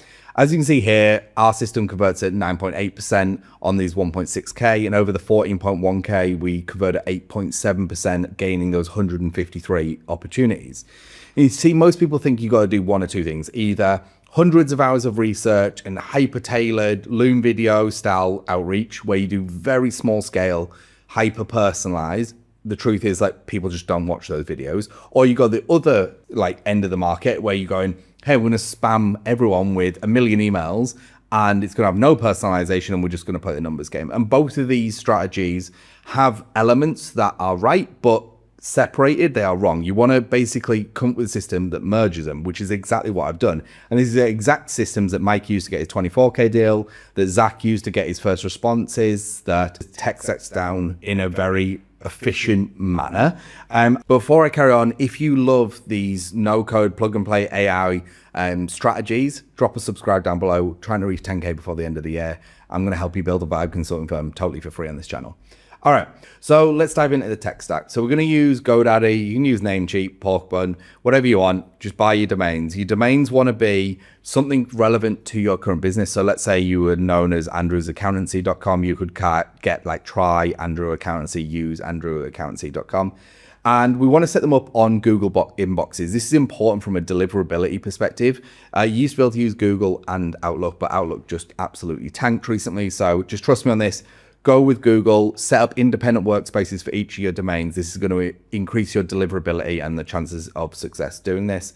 Then from a personalization standpoint, and this is where AI really comes into its own, you want to use a platform called clay.com. Now, clay.com, I'm going to give you an example in a second. Imagine basically a Google Sheet where you can kind of do whatever you want with it. You can implement AI within the cells. It can do your research for you. It can do your personalization for you. It can do all of the outreach, like it links with all the tools. It's amazing. And that's what we're going to use to actually get this mass personalization at scale, which delivered those results of, 153 opportunities from the 14,000, right?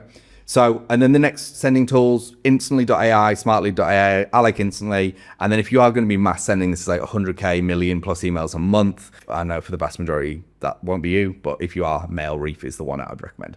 So let's just look quickly at a clay table. I'm not going to go like super in depth, but again, just looks like any Excel, Google Sheet. You've got all your columns in here. But the beautiful thing about it is you can actually implement AI and implement workflows within these columns. So let's say, for example, you found this company, so worth.co, and you got AI to go to a website, say, hey, what do they do? Give us an understanding of the company and the information, scan the website.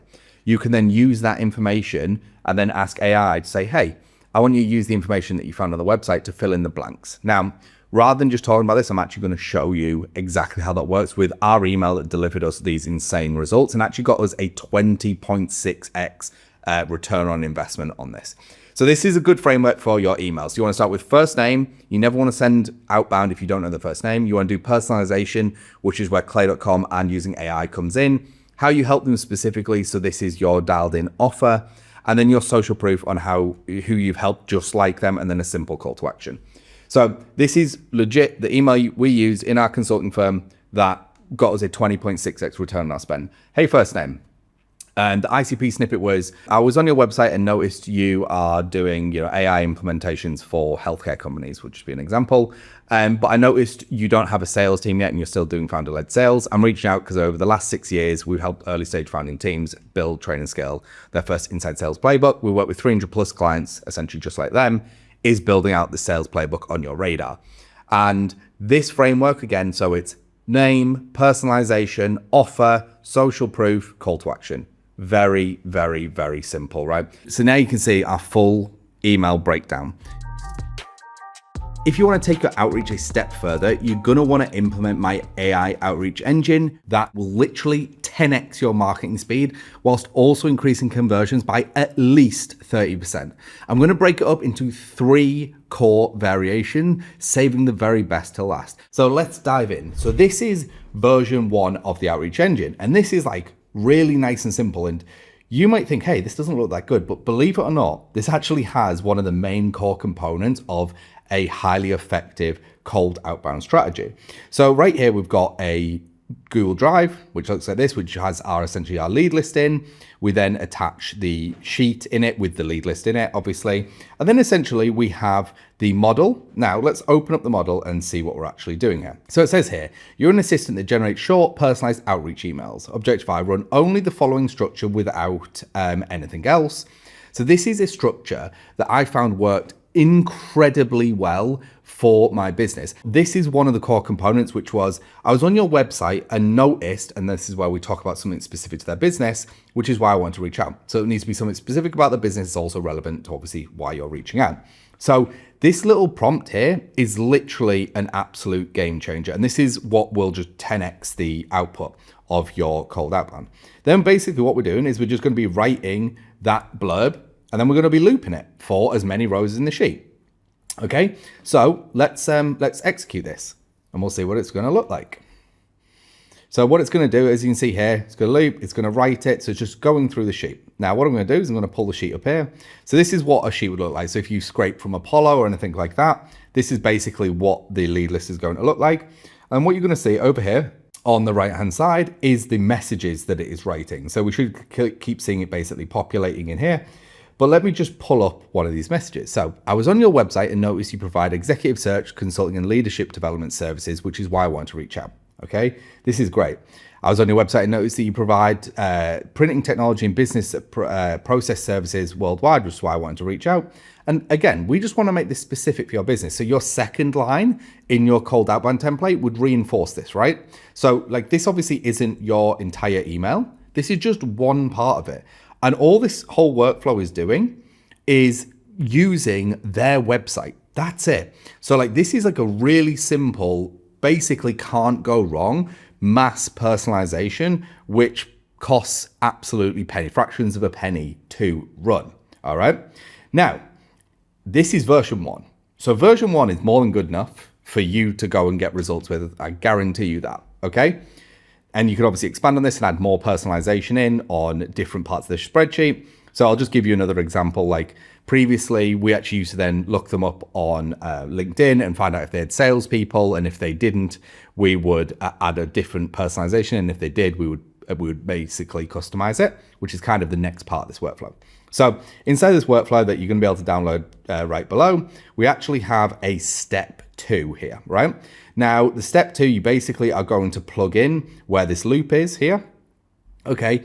And what this is doing is we're now actually using scraping bee to get more data and basically be more accurate. And then another thing we're also adding in is we're adding in scraping their LinkedIn profile also. So now we're not only just looking at the website to gather information, we're also now looking at their LinkedIn profile to gather information to further increase our opportunity to personalize, which is like I just said that we did in our last business. That's actually what we did. So we had one scraper going to the website and saying, hey, this is what the company's all about. This is what they're doing. And then we actually had another scraper that would go and look at their LinkedIn profile and see if the employees were there that made it more beneficial or less beneficial for us to work with them as a client. So basically, if they're a bigger company, we didn't want to work with them. And then essentially we got the personalization here again.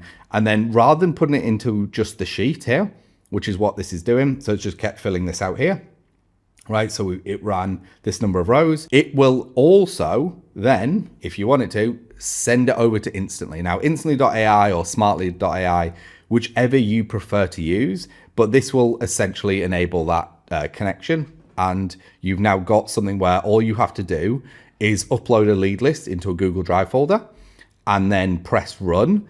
And it will literally fully autonomously go and write personalization using OpenAI, using the web and using LinkedIn, and actually start mass outreaching. All right. So as I'm sure you agree at this point, this is already sick. This is so simple. As if you've watched any of the videos on this channel, I love simple stuff that doesn't break, that's effective, right? A lot of people have really complex NAM workflows. The problem is they break all the time. They have very little commercial value. All right. Mine are not like that. So the next thing, if you want to take this up a notch, is the actual scraping part of this. This workflow here, and if you're not in the know as of like right now, there used to be a tool called Appify that allowed you to scrape Apollo, which made the leads very, very cheap. That has now been deactivated, so it doesn't work. So this workflow here actually enables us to scrape Apollo still, in this case, and still gather that data and then run the campaign. Okay, so we're still getting like really cheap leads. So like this lead file here was scraped using Apify, and it was pennies, right? For, I think it's something like 2,000 contacts in here. And this is what this is basically allowing us to do that at scale. Because if you look at Apollo, how expensive it is to export contacts, it is crazy. All right. So this is like the third part. So if you want to have like a really robust scraping engine, this is that. Then the final one, and this is like the creme de la creme of cold outbound engines. And when I say creme de la creme, I've sold this exact engine for multiple times for over $10,000. No joke. This is this good. So this entire engine will do a scrape request. Then it will put the results in a spreadsheet. Then it will enrich the data automatically. Then it's going to write the personalization automatically also. Then it's going to look at adding it to not only instantly, but also Hey Reach. And Hey Reach is what I like to use for LinkedIn automation. So when you look at this, we are literally going to put in a request. So the request would be the Apollo URL. That's basically all we add in this parameter here. And then it will basically do the rest, right? A long story short. This is a commercial grade outreach engine. So what I used to do and what you can still do using clay.com, but clay.com is $350 a month. This is the same thing using N8N's $24 a month plan and a few API integrations, all right? So it's like crazy what we can now do inside of N8N and how quickly it is advancing.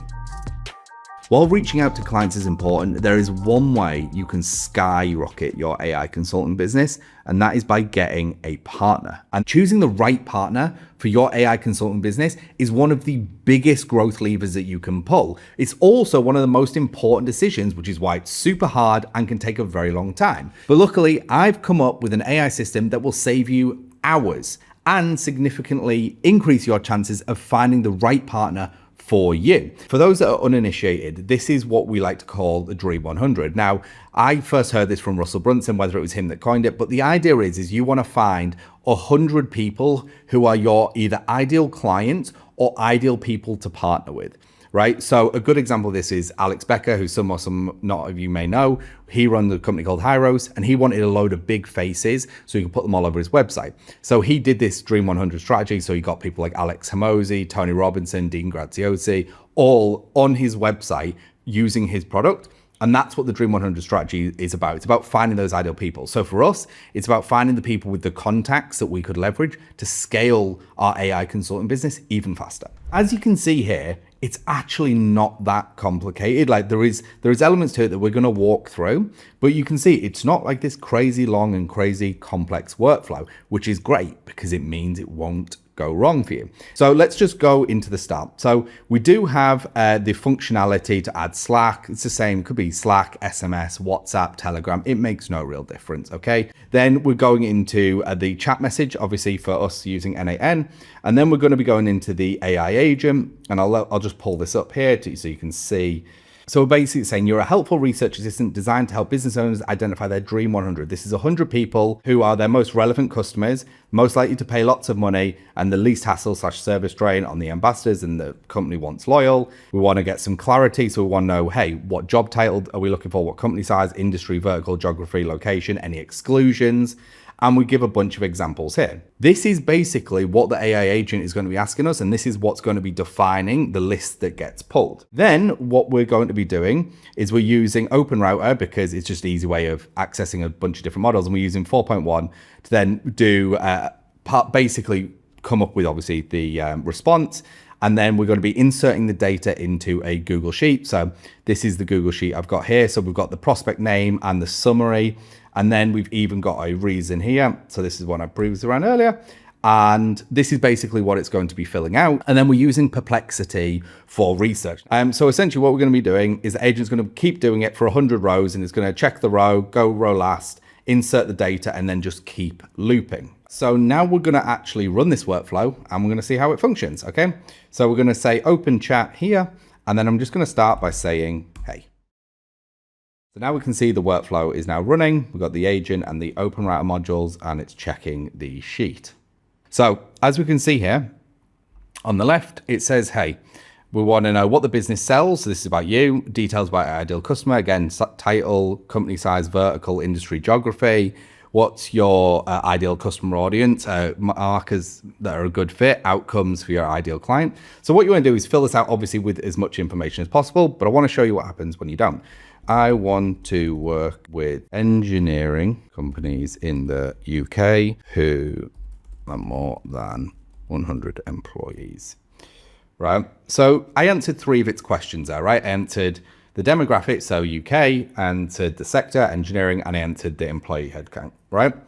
So let's see if it comes back to us and say, hey, great, to refine more, so wants even more information, we need to know what exactly does the business sell to or offer these engineering companies. 1, we sell AI audits.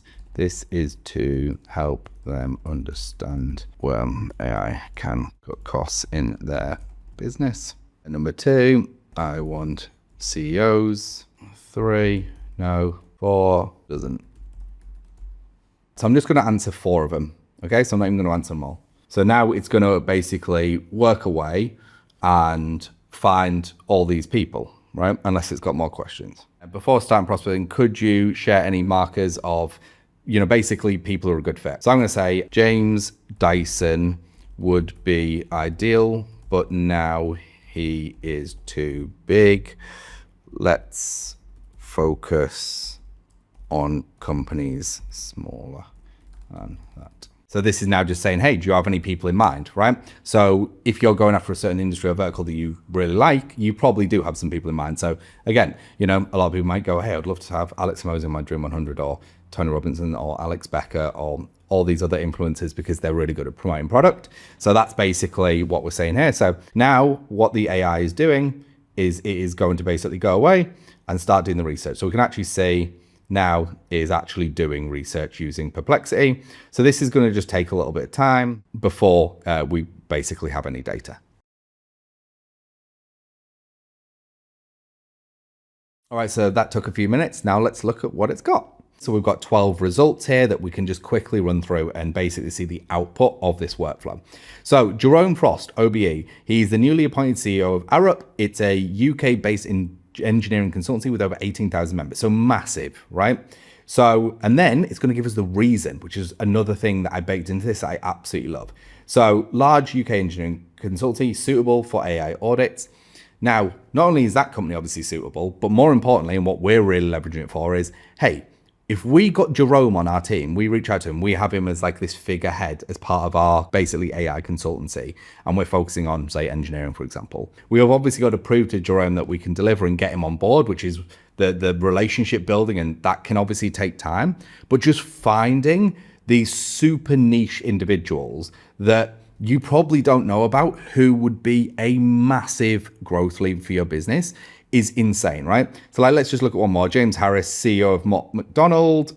Okay, so again, another engineering consultancy with sustainability focus, a large workforce, ideal client profile. So that would be maybe a great one for an audit also, but also to leverage. So you can just see, imagine this is just going to rip through 100. You can obviously do more if you want, but the idea here is like, if you don't have a huge network or you are just wanting to go insanely quickly by partnering with somebody, then this AI agent and this model is going to enable you to do that. Now you've gotten the partner and you're reeling in the customers, how do you ensure they have a quality experience with you? Well, that starts with dialing in your onboarding process. I used to lose trust with clients during onboarding, even when I thought I was being super careful. You see, emails got delayed, forms would break, and everything just felt clunky. But I found a way to fix it. So this system that I built doesn't just automate onboarding, it actually makes it better. Every client gets a warm personal email and their details are collected perfectly in our system and everything runs whilst I sleep. I will show you step by step exactly how the system is built. Let's dive right in. So as you can see here, it's a super simple workflow and that's awesome because it doesn't break. Now you can expand on this as much as you want. Let's say you want more emails or you want different data sending to different places, etc. But this is the core foundation that you will need to run this. And I want to dive into both of the agents and we'll start with this top one. So this top agent is obviously centered around sending that warm personalized email. So let's look at the expression that I built out. So can you please create a warm welcome email for a new client based on their information? We want the email to be concise and friendly, but professional. It should be personalized to them based on their industry and what they're hoping to do during the partnership. Here's their information. Make sure to always sign off with Bob, and ABC Corp and internal relations. Now, obviously you need to update for your name, your business, your position, etc. And also these fields here, these are from the form that the client will be submitting, that we'll be running through in a minute, and you will update those accordingly also. So like with my last company, we would have quite an extensive list that we wanted people to fill out during onboarding. So we would just basically transfer that over to the NAN form and have them fill it out there also. Now we're going to come into here and we're just going to look at what the OpenAI model does. And to put this in layman's term, it's going to take the AI agent gibberish and convert it into normal human speak that we're going to be using in the email. Now, let's come down to the second agent here, and this is the one that we're using for data capture. Now, if we open this up here, and let's have a look at the expression. So much simpler this time. Take the client information provided and create a summary of their client profile. Here's the client information, name, company, industry, etc. We want you to output it like this. And then again, the OpenAI model is converting that from AI gibberish into human speak. And then we are updating the row of the sheet, which is our new client sheet. So let's actually run through this. I'm going to hit execute workflow here. And what you can see it's doing is pulling up the client onboarding form. So I'm just going to fill this out with some dummy information. So I'm going to put engineering. I'm going to put make more money. I love dogs. Okay. Then hit submit. So again, this form you would expand based on what your service you're providing and obviously what information you need from the end client. So now we're coming back here and we can see the model working.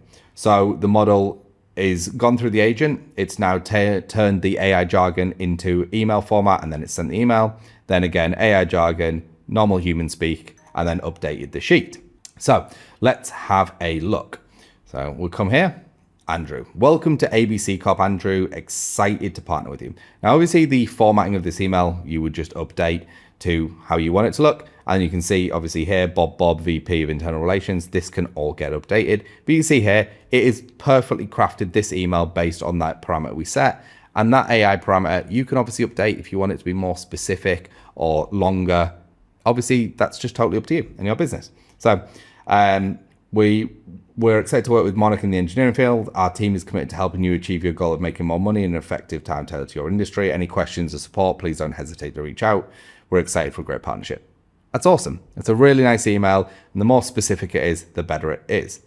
Now we come back to the sheet and we can see here, this is where we've actually captured their information. So Andrew's email, and then Andrew is an engineering professional seeking to collaborate on his company's profitability. His primary goal is to make more money and focus on financial growth and improve in the engineering sector. That is exactly what we wanted. We can expand upon this as much as we want by just adding additional nodes here. But this is the foundational part of starting to nail client onboarding and giving a really nice personalized experience. Look, handling customers is only half the battle. The other half is not breaking down yourself, which is why you need these 7 AI tools that will free up more of your time so you can focus on the bigger picture. And the last one on this list is a real hidden gem.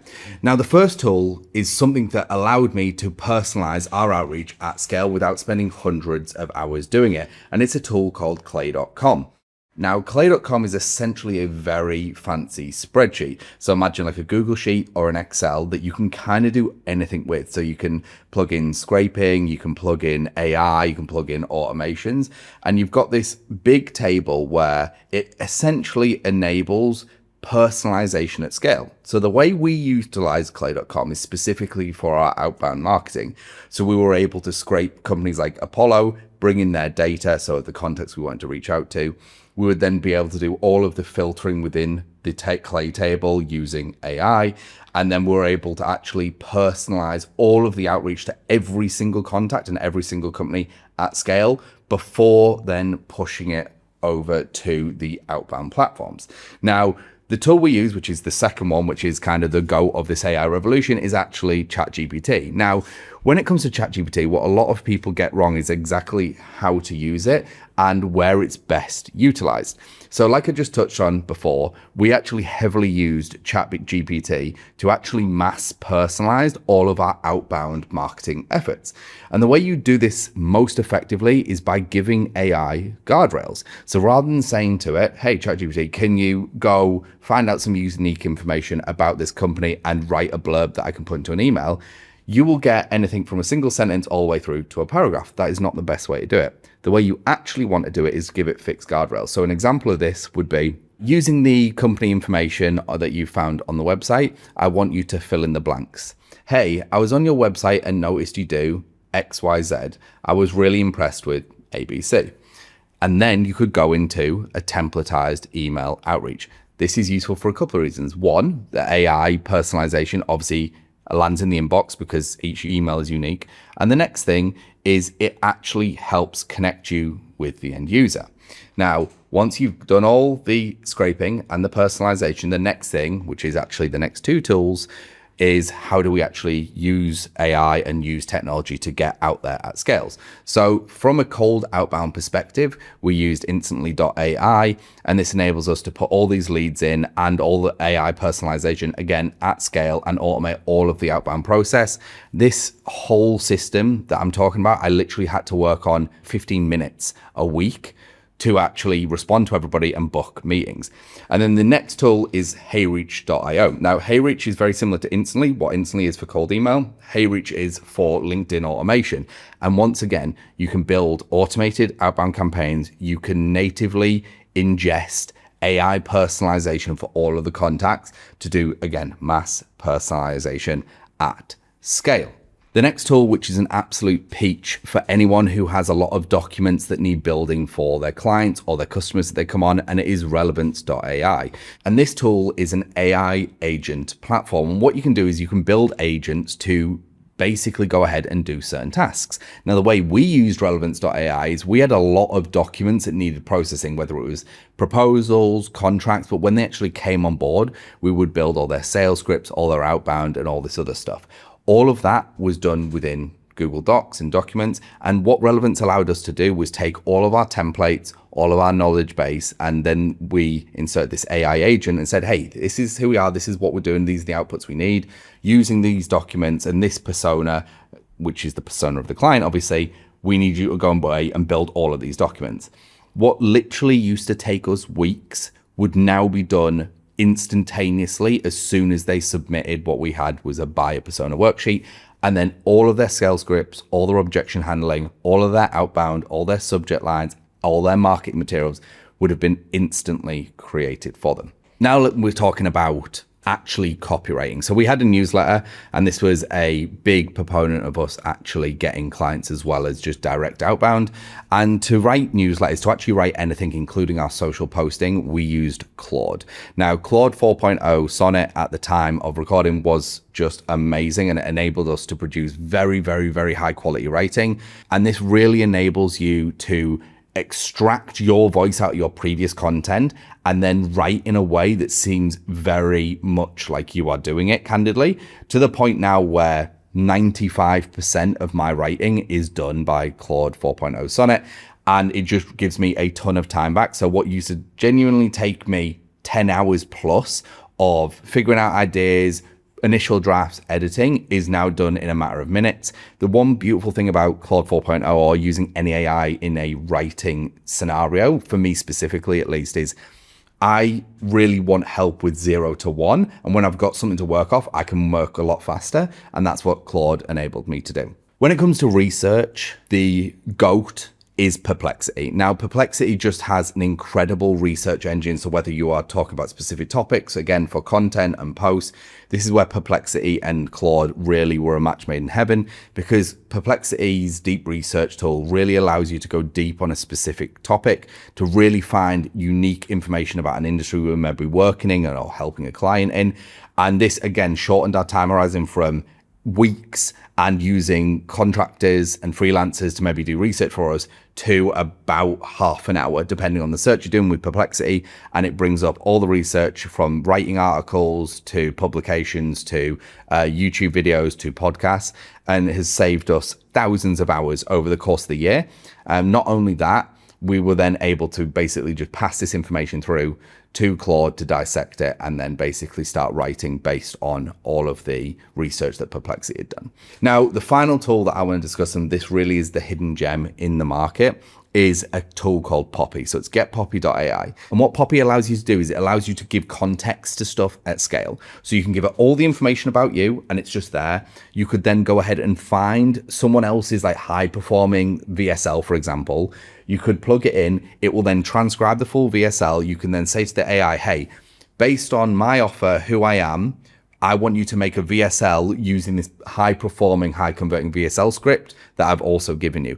And it will write it end to end. I've also used it for ad scripts, ad copy, like I said, VSL, sales pages, email marketing flows. The list is genuinely endless and it plugs in with all of the major AI solutions. That is, Grok, Claude, ChatGPT, Gemini, they are all a part of Poppy.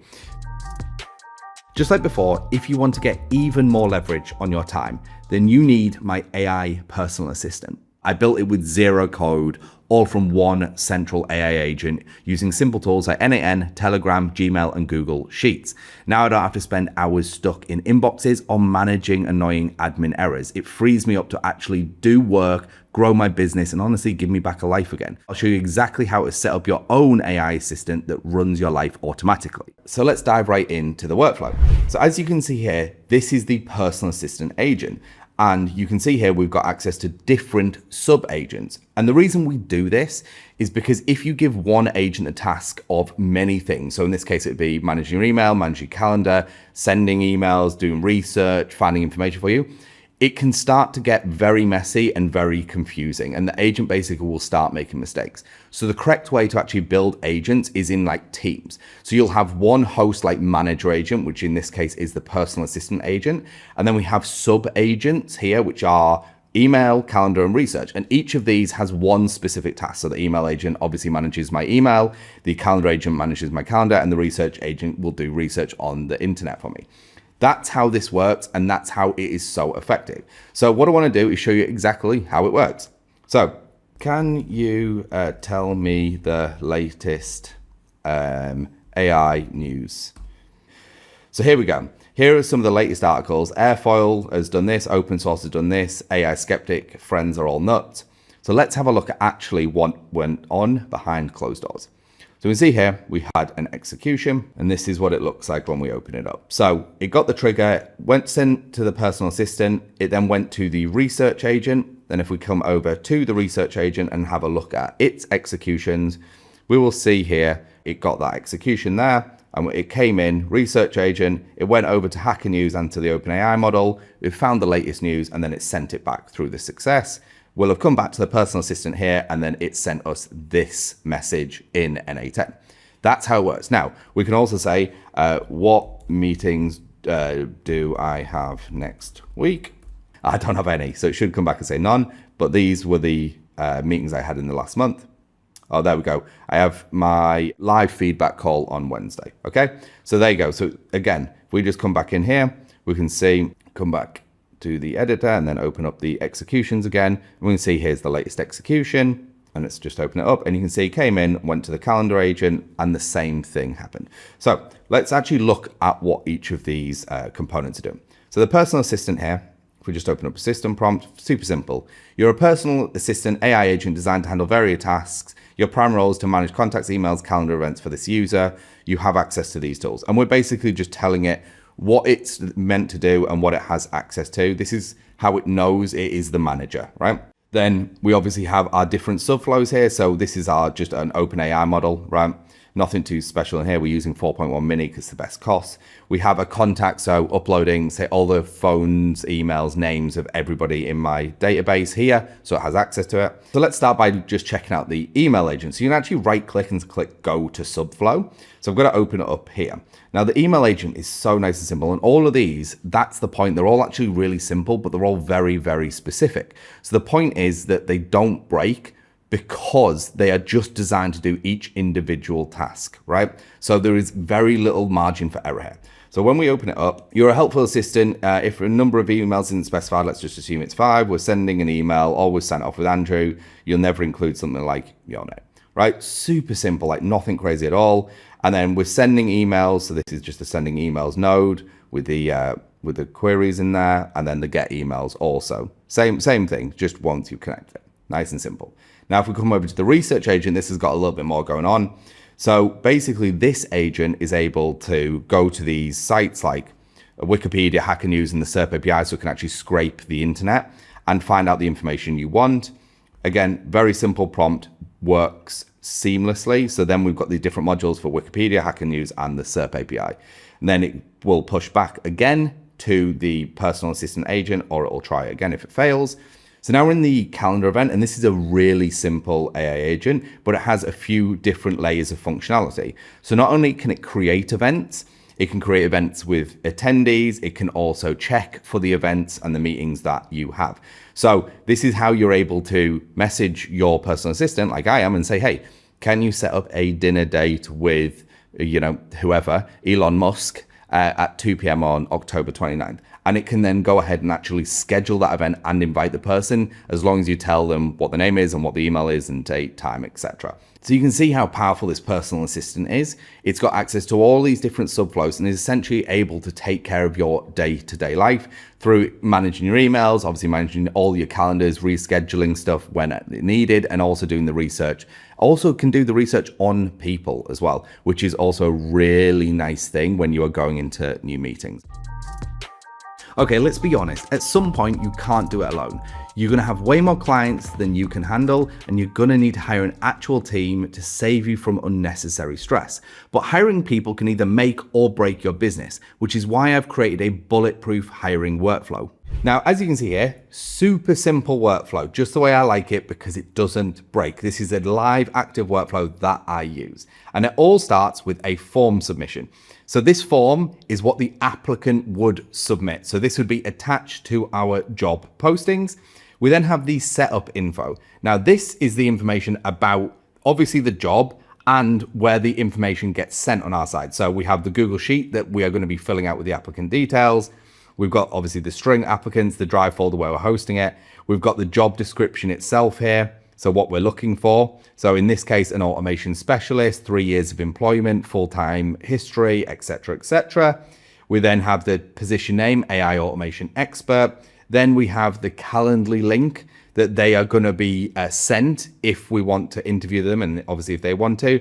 And then this is their email that they will be getting the response to. Then we go through to the Google Drive. So this is where we're taking the information they submit and uploading it. We're then adding it to a sheet, then we're extracting, then we're evaluating the prospect based on our metrics here. So here you read the job description, resume, application, and give 2 output items, a score and a summary. The score is a simple 1, 0. If they're a good fit as an applicant, 0 would be absolutely not a fit. Do they have experience? Do they have the amount of years we're looking for? Do they have the specific skills? Do they have the education, etc.? And then in summary, output a string of 2 to 5 bullet points. Okay, so really good high level overview. This is exactly what someone would be doing during the hiring process. Okay, now when we come over here, we're going to be updating the applicant list. Now, the applicant list is obviously the people that we are shortlisting versus the people that we are not shortlisting. So the ones we want versus the one we don't. We are then going to send them an email where we're going to ask them for an interview. And this is really nice. I'm going to show you exactly how this looks. So we'll just open it up here. But we say name, summary, full CFE. Would you like to send an interview invitation? This is for us, so we can respond yes or no. And then we have send the email invitation. And then it says, hey, thank you for your application. Basically, we would like to interview you, and we give them the opportunity to book on the calendar. And then obviously we update the sheet if they have accepted and would like an interview. Okay, so let's see this in real life. So I'm going to hit execute workflow here, and it's going to pull up the job application. So this is what it would look like. And then we're going to say, okay, first name, last name. I'm just going to put in some of my details here. I'm going to just change this to lots of zeros. I'm going to put 7 years of experience, and I'm going to upload a fake CV that I made earlier. So see CV here, I literally just got ChatGPT to make something saying I'm an AI automation specialist and just filled out some stuff for us. Okay, so then I'm going to hit submit and we're going to come back to the workflow. So as we can now see, it's uploading that CV that I've put into the Drive folder. It's appending the sheet. It's downloading the CSV. It's now evaluating me based on the criteria that we have set. Then it's going to see if it wants to shortlist us based on that criteria or not. Then it's going to ask if we want to interview, and then it will send the email. So you can see now it's actually stopped, right? So this is where it's basically sent the email. And if you just heard the little ping then, it's actually sent it. And here we can see it. So I'm just going to hit refresh here. We can see here, it says, hey, Andrew Dunn, you have been shortlisted. Here's, all the information. Here's your full CV that you submitted, etc., etc. Here's what's really nice. The applicant can just hit approve right there and then, saying, yeah, I would like an interview, right? We come back here. We can now see it is going to send me another email, which we will see. Here we go. And boom.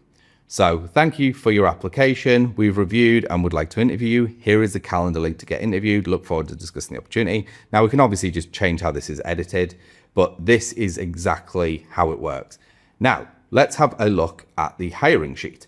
So as we can see here, my name, the email, the phone number that I put in, the exact link to my CV, should I say, all downloaded into Google Drive here. We also have a score, shortlisted, summary. So this is the summary we spoke about here.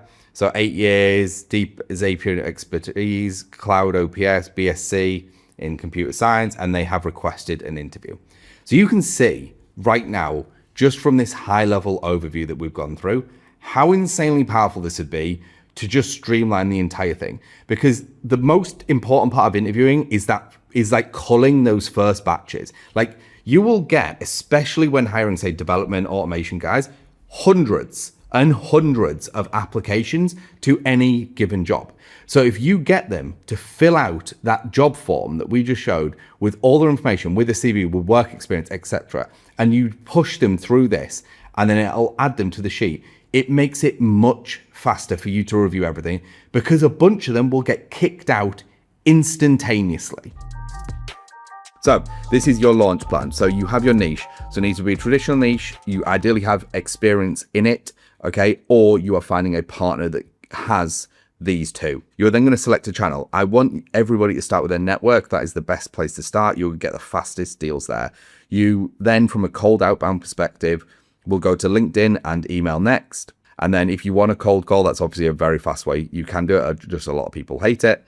And then for organic, I focus on YouTube. And then for paid, I would focus on Meta ads or Facebook ads. The offer is always going to be an AA audit. You do not offer the audit, implementation, maintenance all at once. It starts to get very confusing. Just focus on the audit process. And the outcome for these businesses, which ultimately is the only thing they care about, is they reduce costs and they make more money. I hope you enjoyed this video. As a special treat for you going through this full course, you can download all of the workflows that I have shown you down below, and you can also check out this video next.